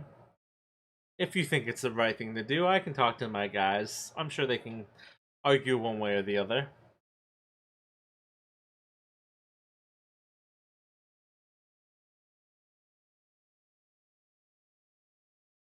Kind of nods.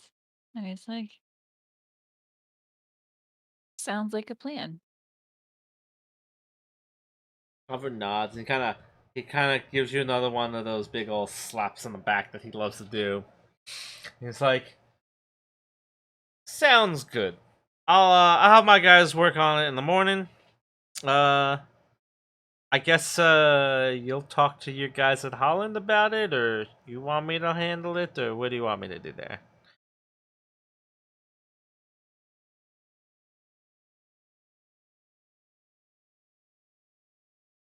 Harker has to think this one over.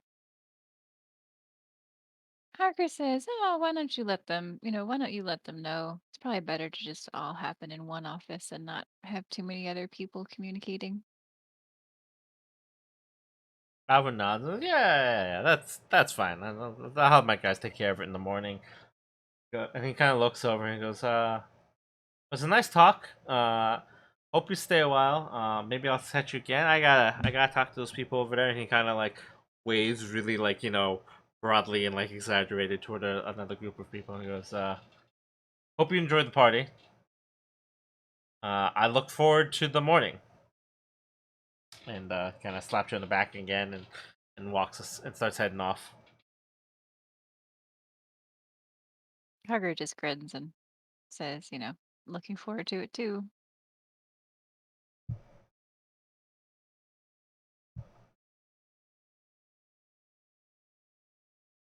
And then Alpha Mason just sort of disappears in the crowd for about 5 seconds before he starts talking really loudly at people again. Harker probably goes to the bar for a refill. Yeah, that's fair.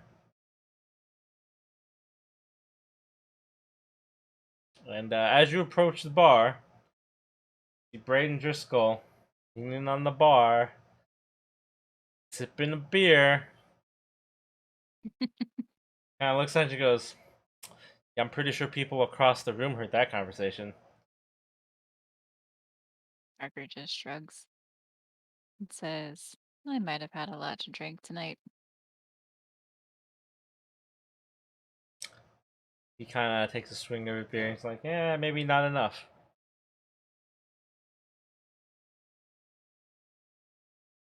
But he kind of turns and he goes, well, a deal's a deal, I suppose. What do you want to know? Hacker orders his refill and then leans on the bar, says in a lower voice than Alpha Mason's. Mostly I want to know what my team might be facing tomorrow, but anything else we can learn about what crazy bioengineering has planned for the planet would be nice. He kind of nods. Also, Gilbert Godfrey would speak more softly than Alva Mason. But no, he nods and he goes, well, I can't go into a whole lot of specifics, but they're looking to engineer a bioweapon, which I'm sure you figured out. They're using our expertise in the mining guild to capture sandworms, and they're planning on experimenting with them to incorporate different properties about the worms into their bioengineering tech. Kind of goes, you fought the worms before. You know they're pretty resilient. Hacker nods. Like stronger than some mechs. Tough hide, acid spit, pretty nasty bite. Imagine if you could engineer that onto a bioweapon. Maybe you decide that you need to make some of that fancy bio armor, and you need it to be able to hold up to some acid and some heat. Worm's pretty good for that kind of thing, wouldn't you think?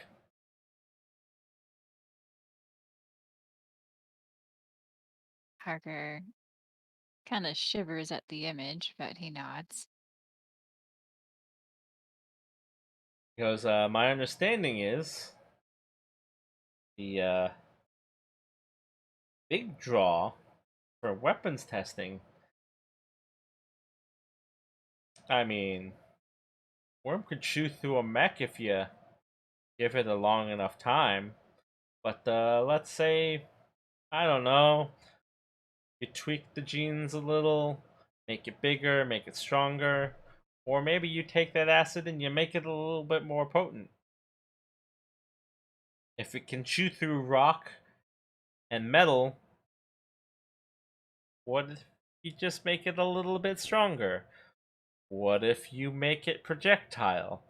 What if you do a lot of things that, nature isn't particularly smart about doing? Suddenly, you got yourself a bioweapon that good for drilling, good for fighting. Maybe it's good for mining too.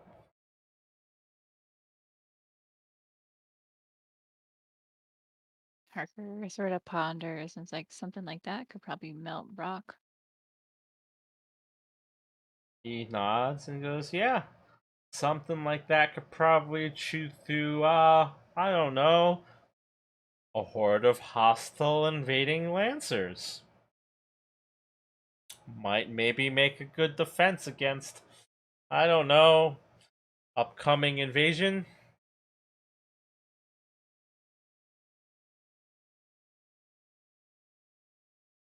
Harker nods again.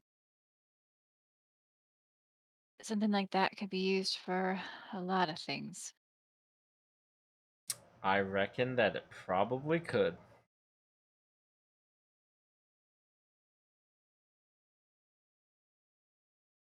Harker kind of gives Brayden a appraising look and just kind of nods. Then he kind of takes a sip of his beer and goes, "But what do I know? I'm just a mining guild representative. I'm only good at drilling rock and killing worms." Harker kind of openly snorts at that. and just says, "I don't believe that for a hot second." He chuckles and goes, "Yeah, but the more people that believe it, the easier it is for me to figure out what's going on, eh?" Tucker grins at that because he knows a little something about what that's like. Um, and he says, "Sometimes the best camouflage is being right under their noses." He kind of tips his beer in your direction. He goes, "Yeah, I reckon that would be true. Have yourself a good night." Hacker just tilts his kind of raises his glass towards him.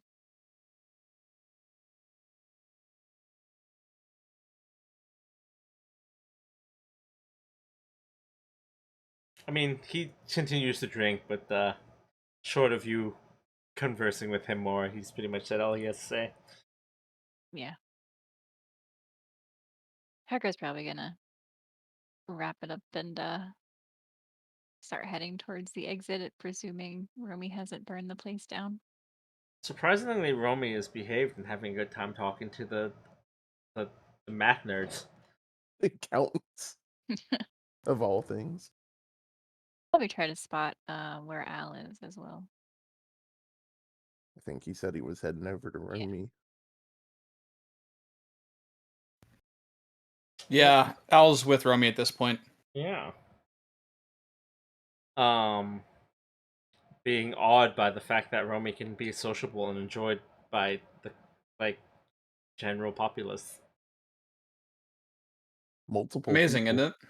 Yeah. I'm sorry, but these are people in finances. They are not the general populace. Hey, we might need an analyst or something at some point. I'm not denying that. I am just saying no one has ever said bankers are normal. Listen, some of them are accountants and some of them are bankers. You're not helping the case. Listen, they're just math nerds, okay? Harker probably sees that Romy is contained, and Al's also with her, and probably decides to head out before Armin catches wind of the very loud conversation that just occurred. Maybe a good idea. I don't know. Probably his Um,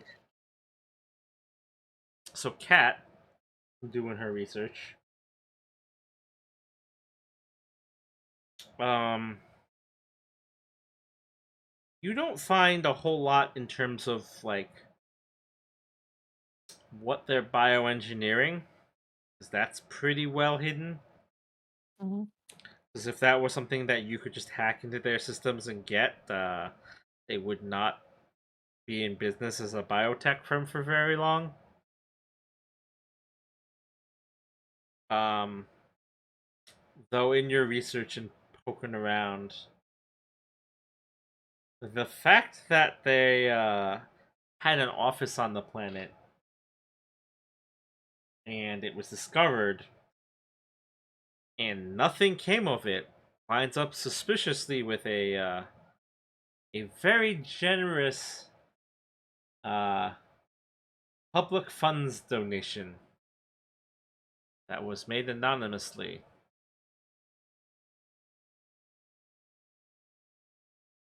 Which kind of not hard to put two and two together.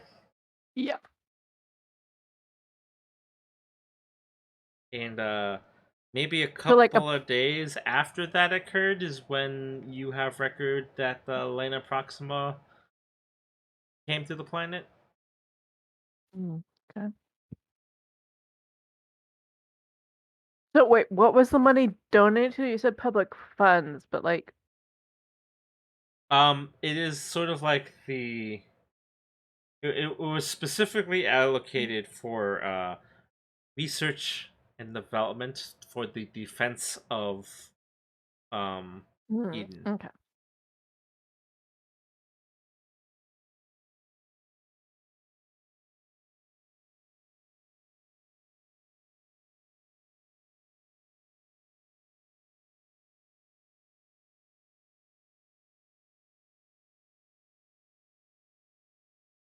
Basically, she paid for weapons research so that she should come and do her weird bio research.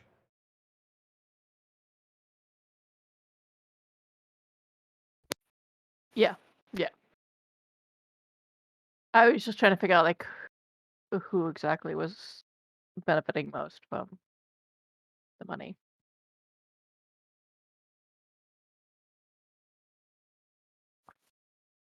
It is definitely being done to leverage the fact that they have a bit of a blade cult problem.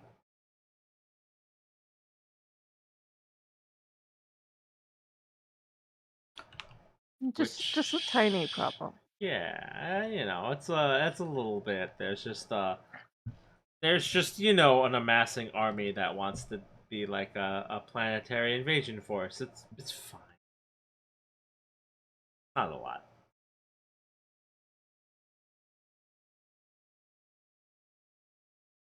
Would there have been any information when she was researching on like because if she's looking into like the funds and the defenses and that kind of thing, would she have seen anything about activity from the Blade Cult? Not in direct relation to how they're using and spending those funds. Like that would be a separate thing you would have had to look into. But in that regards, the reports are fairly consistent with like early projections that you've already seen in the past. Like more recently, like since you came back to the planet.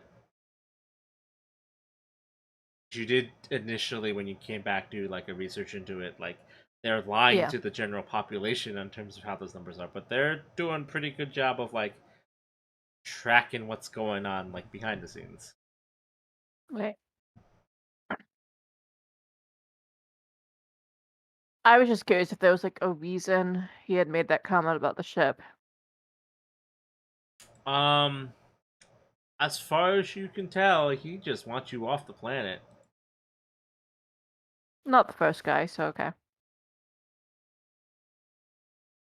Yeah, I think he just doesn't like you guys. Didn't do anything to him, damn it.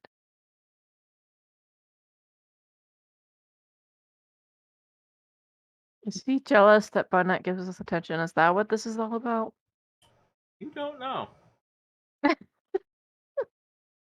It could be he just thinks that you're not like as useful as you're being, you know, pumped up to be. Could be that like doesn't like Romy. That's a good possibility. Fair. Romy has caused a fair amount of chaos in her wake. Only a little bit Only a little bit. in the grand scheme of things. For all you know, Armin could be like friends with the executor of Barnett's personal planetary estate on that one planet. And he just heard stories. It's like, man, these guys are terrible.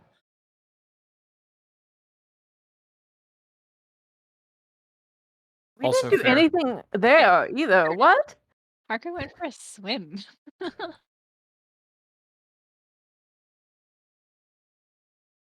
Kat went shopping. That was her extent of what she did on that planet.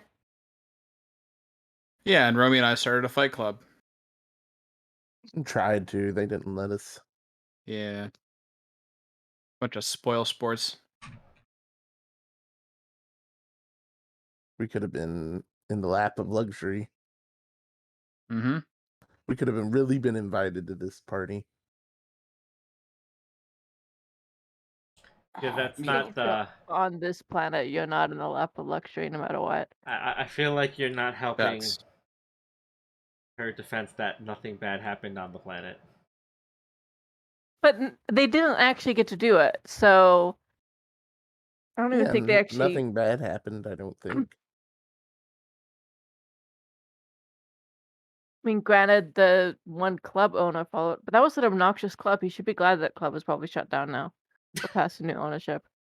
Because I can't imagine the Duke just got to go back to it when he's reunited with the Blade Cult.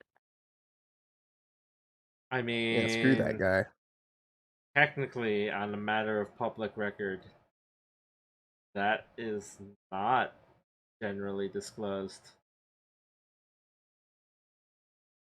Well, if he's dumb enough to go back there, then I want to take the ship there and bomb the damn club while he's in it. That might be an interplanetary war crime. I mean, Who's I to have say, the record really? of him working with the Blade Cult, so I don't really care. On paper, the Blade Cult is a legitimate mercenary organization. They should probably not call themselves cult. I didn't think they were legitimate anymore. So Call they themselves like were legitimate, and then they Within the main Union space, they are considered a legitimate mercenary band. Because on the record, like his elite, like his upper echelon, like his main guys, are all like proper mercs. It is only like on the fringes of space, like on the edges of jurisdiction, when like the extra crazy guys get involved. Like they don't go into like core space.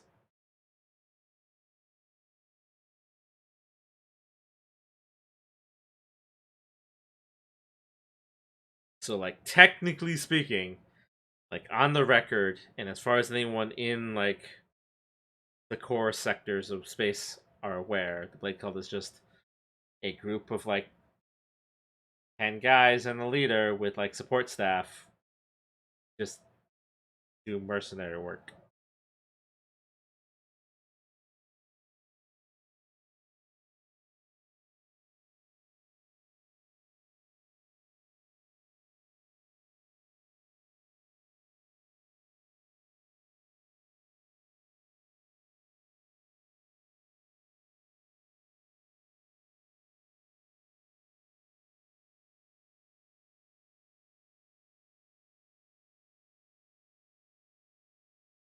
But anyways, that's a whole other thing.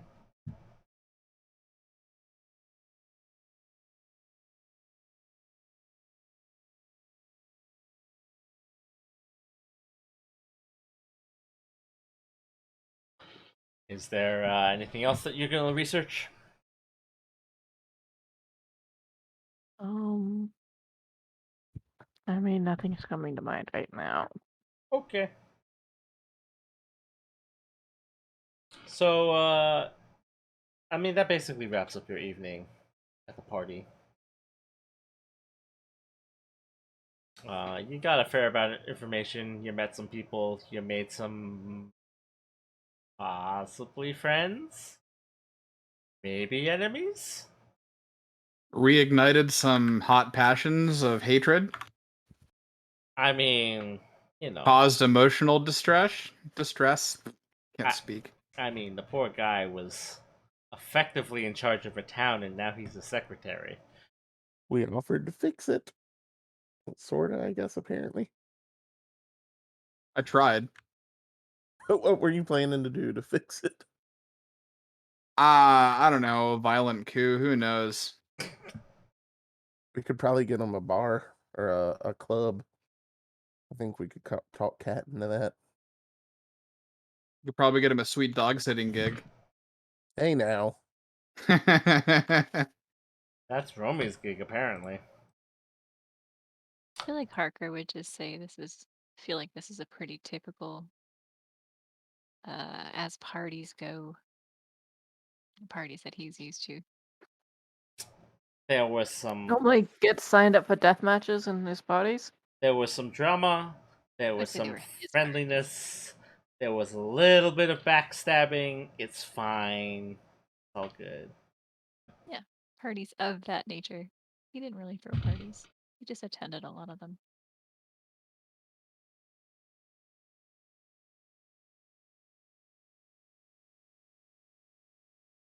Right.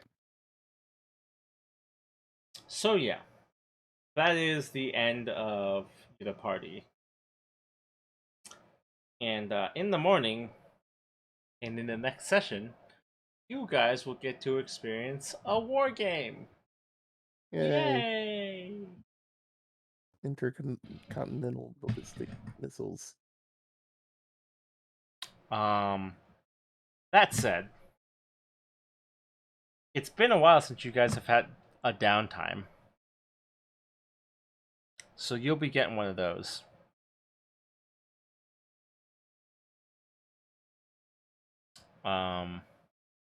You can get some self-improvement, or you can do some other stuff.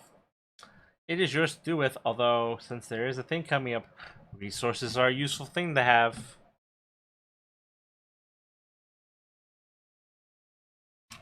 Yeah. But I'll let you guys worry about that over the next 2 weeks. Month? I mean, ideally, it shouldn't be a month.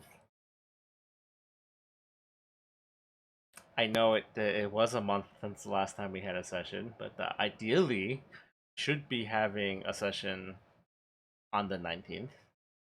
Hopefully. And I will be a year older then. Oh. I will almost be a year older then. I mean, you will be 2 weeks older then. I'll be a year No, older. but I mean, I'll than... have to change my. Yes. Actually, I'll have to change the number. Yes. Yeah, I'll be a year older from when I was last September.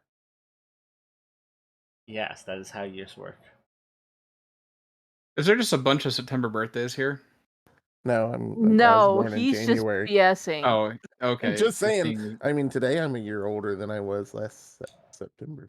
Oh, Yes. okay. No, It's I the usual. mine is the 18th. Yes. Okay. Hey, the usual. Yes. Nice. I'm the 20th, so nice. So we're just like framing the land today. Yeah. So it'd be really Bookending it. mean to kill either of our characters. Yeah. Remy's got new explosions. Okay, first of all, death isn't permanent. Second of all, Pat has the least reason to be concerned about that. She still has a reserve option that she invested in start of the campaign that shields her from the consequences of death once. Yeah. Mm-hmm. Kat's also the only one who's lost her mech so far. Yeah, I wouldn't bring that up again. Yeah. You couldn't lose my mech on a city block. That thing's visible from every angle. We did lose it once. It fell through a hole and just poof, disappeared. Up to its what? Its kneecaps? Whatever. Yeah, it was like.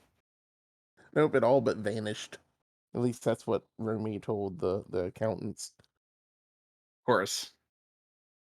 What kind of car stereo was stolen out of your car? I don't know, a Rolex? That sounds expensive.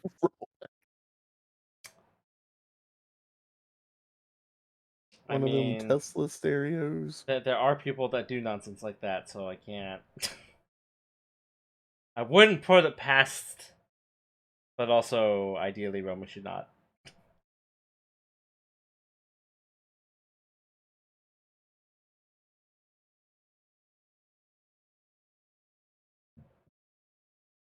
Well, yes. Ideally. Yes, so that was today's session. I hope everyone got sort of reacclimated to the setting and your characters. Yep, Al's doing the normal shit, just fucking it up for everybody. I mean, Remy Cat's was- doing this storming out and having nothing to do with this nonsense, so yep. Remy was better than normal and adopted a southern accent. Yeah, that was weird. We still have no idea why the fuck that happened. It was a fancy party. You have to put a fancy accent on. Yeah, you have to be fancy.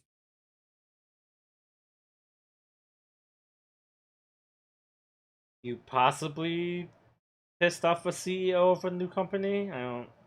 Good, screw her. If she was around when Captain Planet was, he'd be after her.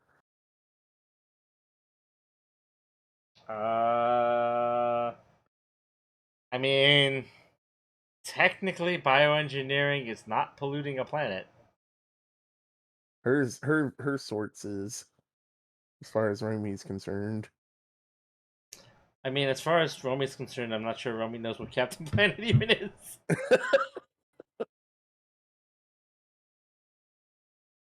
That's a very obscure, like, ancient Earth reference. That's like asking someone from today to make a reference to, like, a medieval, like, puppet show.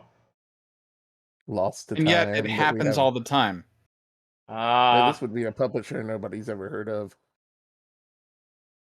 Punch and Judy. I've heard of that one. It's not a medieval puppet show. Well, what is a medieval puppet show then? A puppet show set like that was like made in medieval times. The fact that no one can name one is literally the point that I'm making.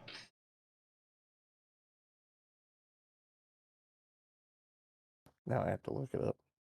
What about the puppetry version of Jonah and the Whale?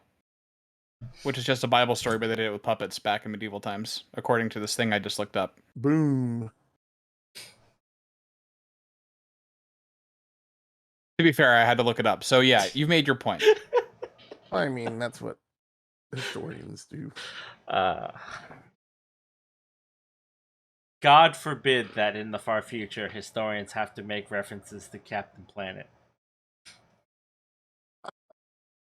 They already Well, made that's it. what happened to Earth. Captain Planet was a tale that was meant to warn people, and they didn't heed it. Back in the early 20th century, mankind invented this thing called animation. And amongst And they it used it. was things like Captain Planet, a cautionary And it- tale about the downfalls and perils of human modernization. Okay, so I was right. What? I was like, I thought I knew a medieval puppet show. But then I was just like, was that not medieval? And Punch and Judy was medieval. Yeah, I thought it might have been. Is that it old. Punch and actually? Judy was yes. Yeah. Okay. Punch and Judy was first recorded in England in 1662. I didn't Okay. want to speak out of school, I immediately thought but I thought Punch it and was. Judy. It was like That's why I thought technically Al Judy said it. was later, but Punch was the same Punch. Okay. Mr. Punch. It was Punch and Judith. I He don't was know. known- I'm not a historian. He was known in Italy as Punchinella, Yeah, that's. and they had to shorten it to Punch. I like Punchinella better. Don't ever say that Yeah. again. But yeah, no, I was just like, I was going through my brain like, I thought Punch and Judy was that old, and I was just Fucking like, well, maybe ancient. it's like I was like maybe it wasn't, and no, it was legitimately. So okay, Although I would argue that Punch and Judy probably gets replayed more often than Captain Planet does. Right. Well, I mean, They're you would always say that, doing it. So I can still but there's always sing the theme references. song to Captain Planet. So me Also, too. this year there was a TV show that referenced Captain Planet. It's kind of, off the cuff TV show nobody's ever heard about called Rick and Morty. yeah, no, I feel like Captain Planet gets referenced a lot. Yeah. I didn't say reference. I said replayed. Well, But it doesn't matter references because it's like quoting Shakespeare. It's like you might not go watch the play of Shakespeare, but you still know to be or not to be. that being said, In a Captain 1,000 Planet years, is not Shakespeare. In a No, 1,000 but it years, doesn't matter they're when gonna be things become going- called enough. Shakespeare wasn't a Shakespeare in Shakespeare's time. Captain Planet, he's our hero. Gonna take pollution down Down to to zero. Yeah, we all know the theme song.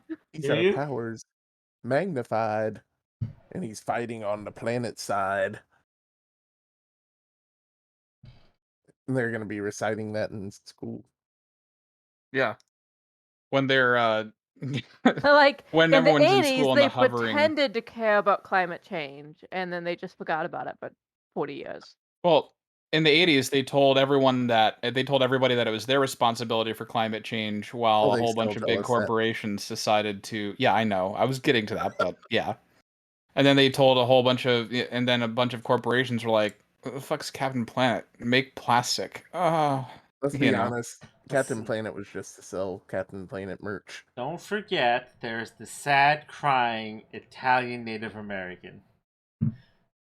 Yes, Yep. him too.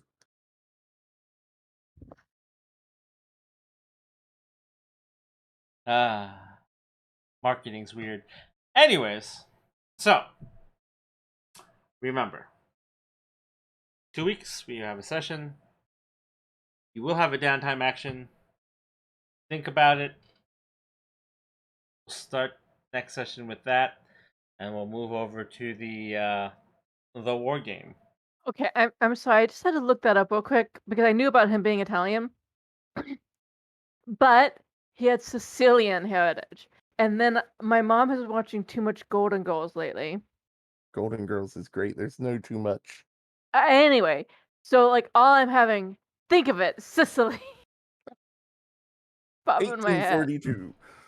Or whatever she says. 1942, probably. He was pretending to be a Native American. Single tear rolls down his cheek. Yeah. Everyone bought that ad too. Like they were super into that, and they're like, it's our fault this garbage. It's like, nah. And they it's even really had not. they had Native Americans left back then that they could have used. Back then. Are you then. saying there are no What? Native Americans left anymore? Nope. I think there's an entire like marginalized Like, culture of people who would be really Like, offended by that they- implication.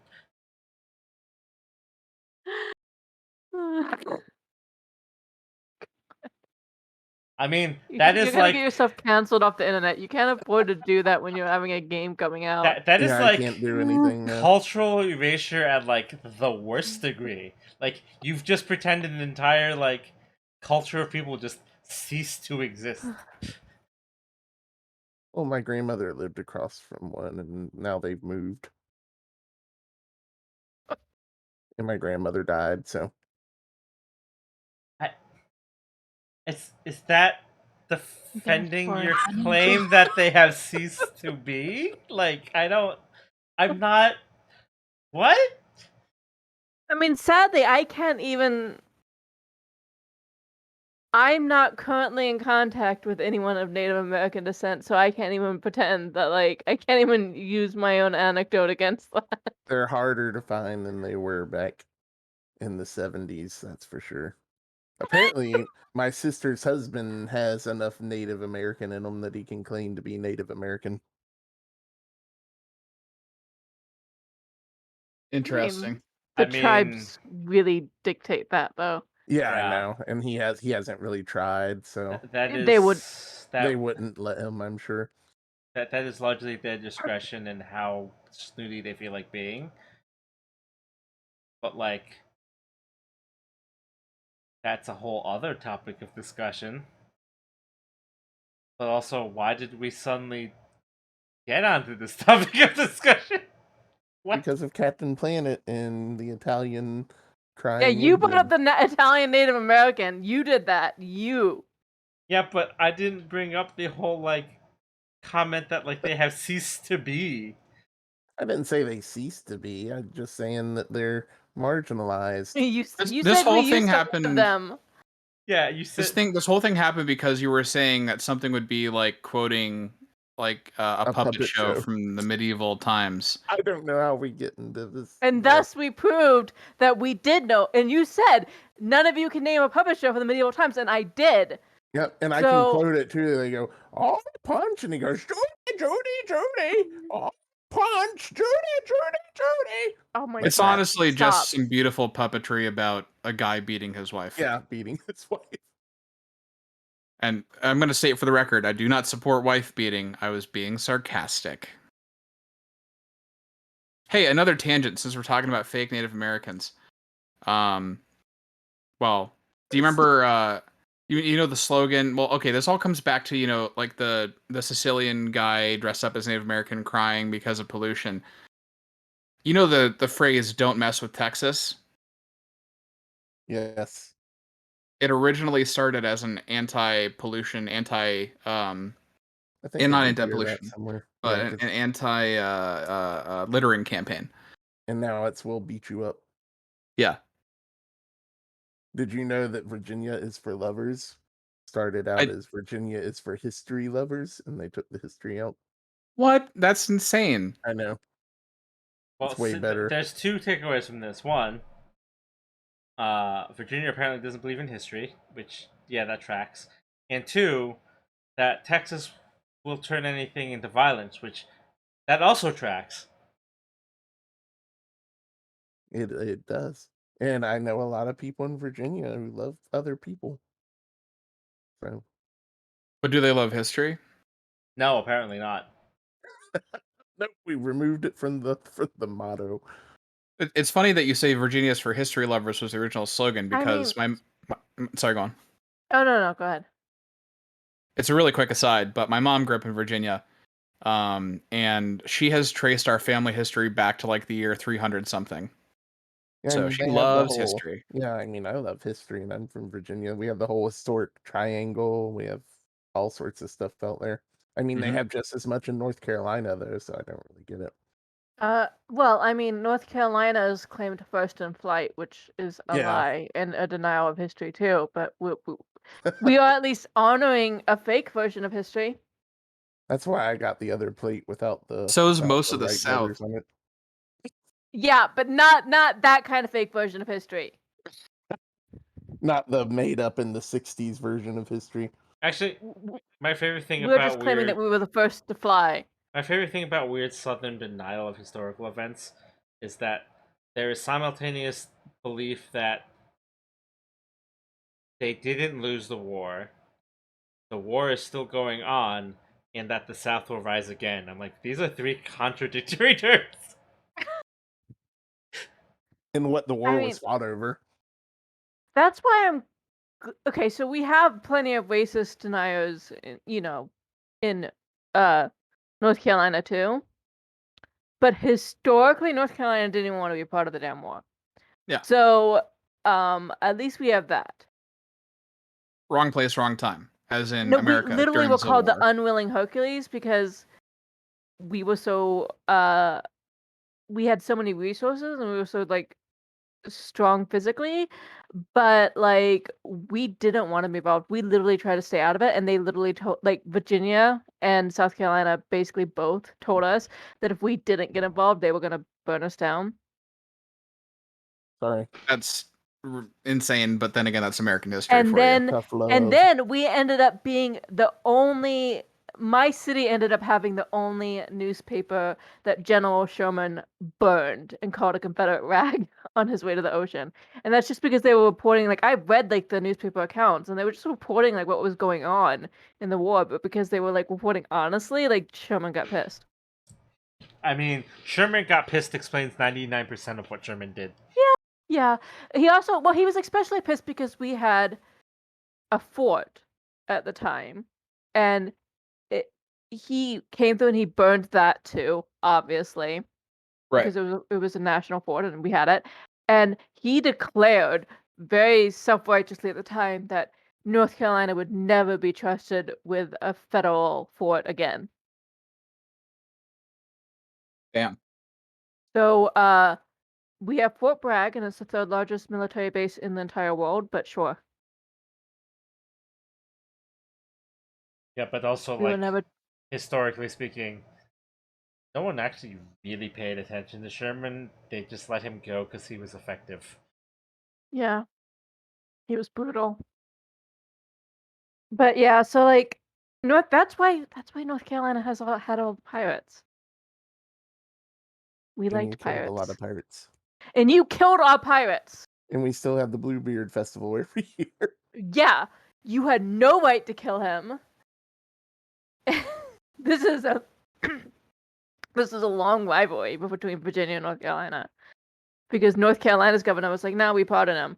And then Virginia crossed into our waters in order to kill I told him not to do it, but and it was like you freaking jerks. We were depending on those pirates because, again, all of our no one wanted to live in North Carolina, so all the rich Oh, snobbish obvious. people would go to Virginia or Charleston. All the escaped slaves loved North Carolina because Well, yeah, of they the did. swamp.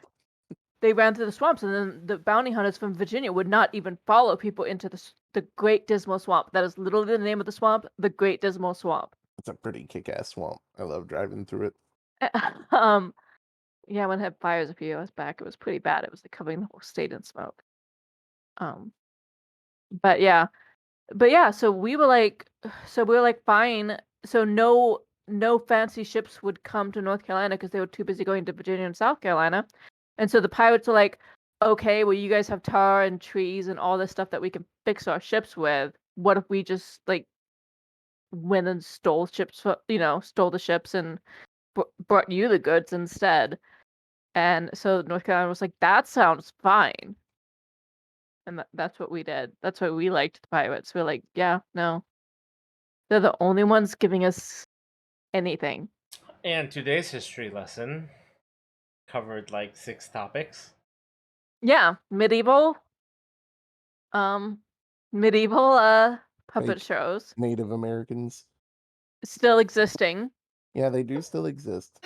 And My comments were taken out of context. no, you pretty much said what you said. My comments were taken out of context of what my brain does for my mouth. I don't think that's being taken out of context. I think you just said the wrong thing.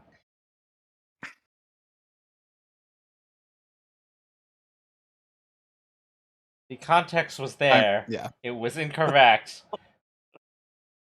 And See, that I was can't just even it. say that right. To be fair, my brain and my mouth have a very tentative relationship. Sorry, my cat just clawed into my back. Yeah, He wants something. I could hear the moment he did it. A very tentative. Yeah, he wants something from me, and I have an idea what, but he's been fed. He had a hairball earlier, so I think he's just hungry again. Poor guy. I mean, it's a cat. What he probably wants is just to inconvenience you for attention. Yeah, honestly, he's like, it's past 10, right? He wants you to pay attention to him so he can stick his nose up at you paying attention to him and walk off. Yeah, really. But anyways, And he's big too. so we are So done for fucking the hurt. night. The next stream, as mentioned earlier, will be tentatively in 2 weeks. That is September 19th. Hopefully we are not delayed. But schedules will do what they do, and people's availabilities will change, so we will see what happens from there. I have rescheduled birthday gatherings to make sure that I can make it to this Lancer setting because I enjoy this. I'm just saying. How do you reschedule birthday gatherings? Aren't birthday gatherings generally on the birth date? Boom.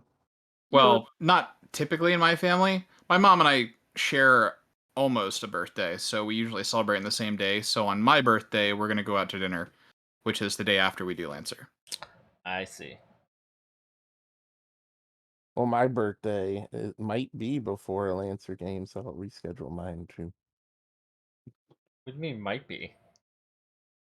My birthday's on a Saturday, but who knows if it's going to fall on that Sunday or not. Okay. I don't know. I'm too old to really truly celebrate birthdays Yeah, I at don't this really point. give a damn about my birthday anymore. Look, I'm literally. I give a damn about my birthday, but no one else does. So I do. I offered to come over and cook whatever you wanted within reason and budget. okay, but you're broke. You said cook, not buy the ingredients. Yeah, I'll cook. I'll cook with whatever's in your house. Yeah, but no, I'm gonna be entirely alone on my birthday. All by myself.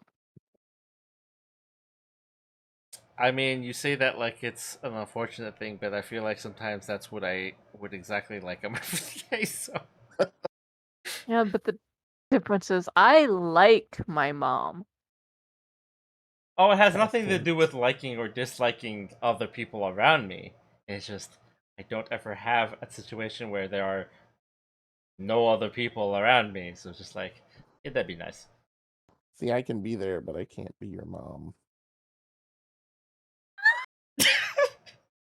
Those are I think weird. we Not need with to end that the attitude. session. Just I just want to say I just tuned back into the conversation on that comment. It's a That good is comment to tune really back not. into. It's a great comment to tune back into. I don't know what you're talking I about. That's just amazing. my That's like, Put it on a wait, fucking he needs what? to t-shirt. stop before he's allowed to talk more. That is a fantastic statement. That is the greatest statement that you will ever hear. Uh, yeah.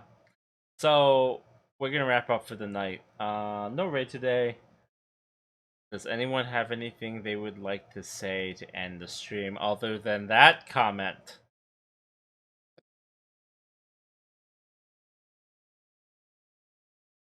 Yeah, I actually have a plug, Okay. believe it or not. I don't know when exactly the official launch is going to be, but a small business that I'm starting with a friend of mine is presumably within the next month going to start to go live. We don't have any social media or anything set up like that yet, but hopefully by next session we should have some more stuff that we can throw out to get people excited. It's a little thing. I don't want to reveal the name yet, but just kind of stay tuned for all of the viewers out there or the people watching a fairly recent YouTube upload of the VOD. If you like custom tabletop gaming accessories and like fairly reasonable prices and want to start looking at some stuff that's not the same crap you've seen every year forever, uh, keep an ear out. Keep an ear to the ground. Keep an eye out. Whatever. I would say the actual name of the company, but You need to get the I need to website. make sure. The website is something I am currently working on finalizing. But once I have it, then I can put it out there for everybody. So should be fun. Okay. Sounds maybe good. I mean, we don't really have a whole lot to go on, so look The whole forward main to thing maybe. is custom tabletop gaming bases. COVID restrictions are lowering kind of, except for the Delta variant and all that stuff. So Don't forget hopefully people Moo. can get back to playing. Huh? Don't forget Moo. Oh God. Apparently, It's this weekend is when it's supposed to really kick off with the variants. This weekend specifically is when it's supposed to be starting to go downhill again, according to scientists. On the one hand, I would like people to be healthy and for me to be able to go places and stuff to be open again. On the other hand, I did quite like being paid to work every other week. So, That being said, if you can't go anywhere, then there's going to be a whole bunch of new bases that you can put new miniatures on and paint while you're isolating yourself. So best of both worlds. Is it called All Your Base Are Belong to Us to Sell to You? No, unfortunately, I think that that .com. company name has already been beaten like a dead horse that it is. I'm pretty sure you could have made a company that is called What You Say. And that, What you say? yeah, because that's the part of that meme. And it's the unused part of that meme. And it still would have worked.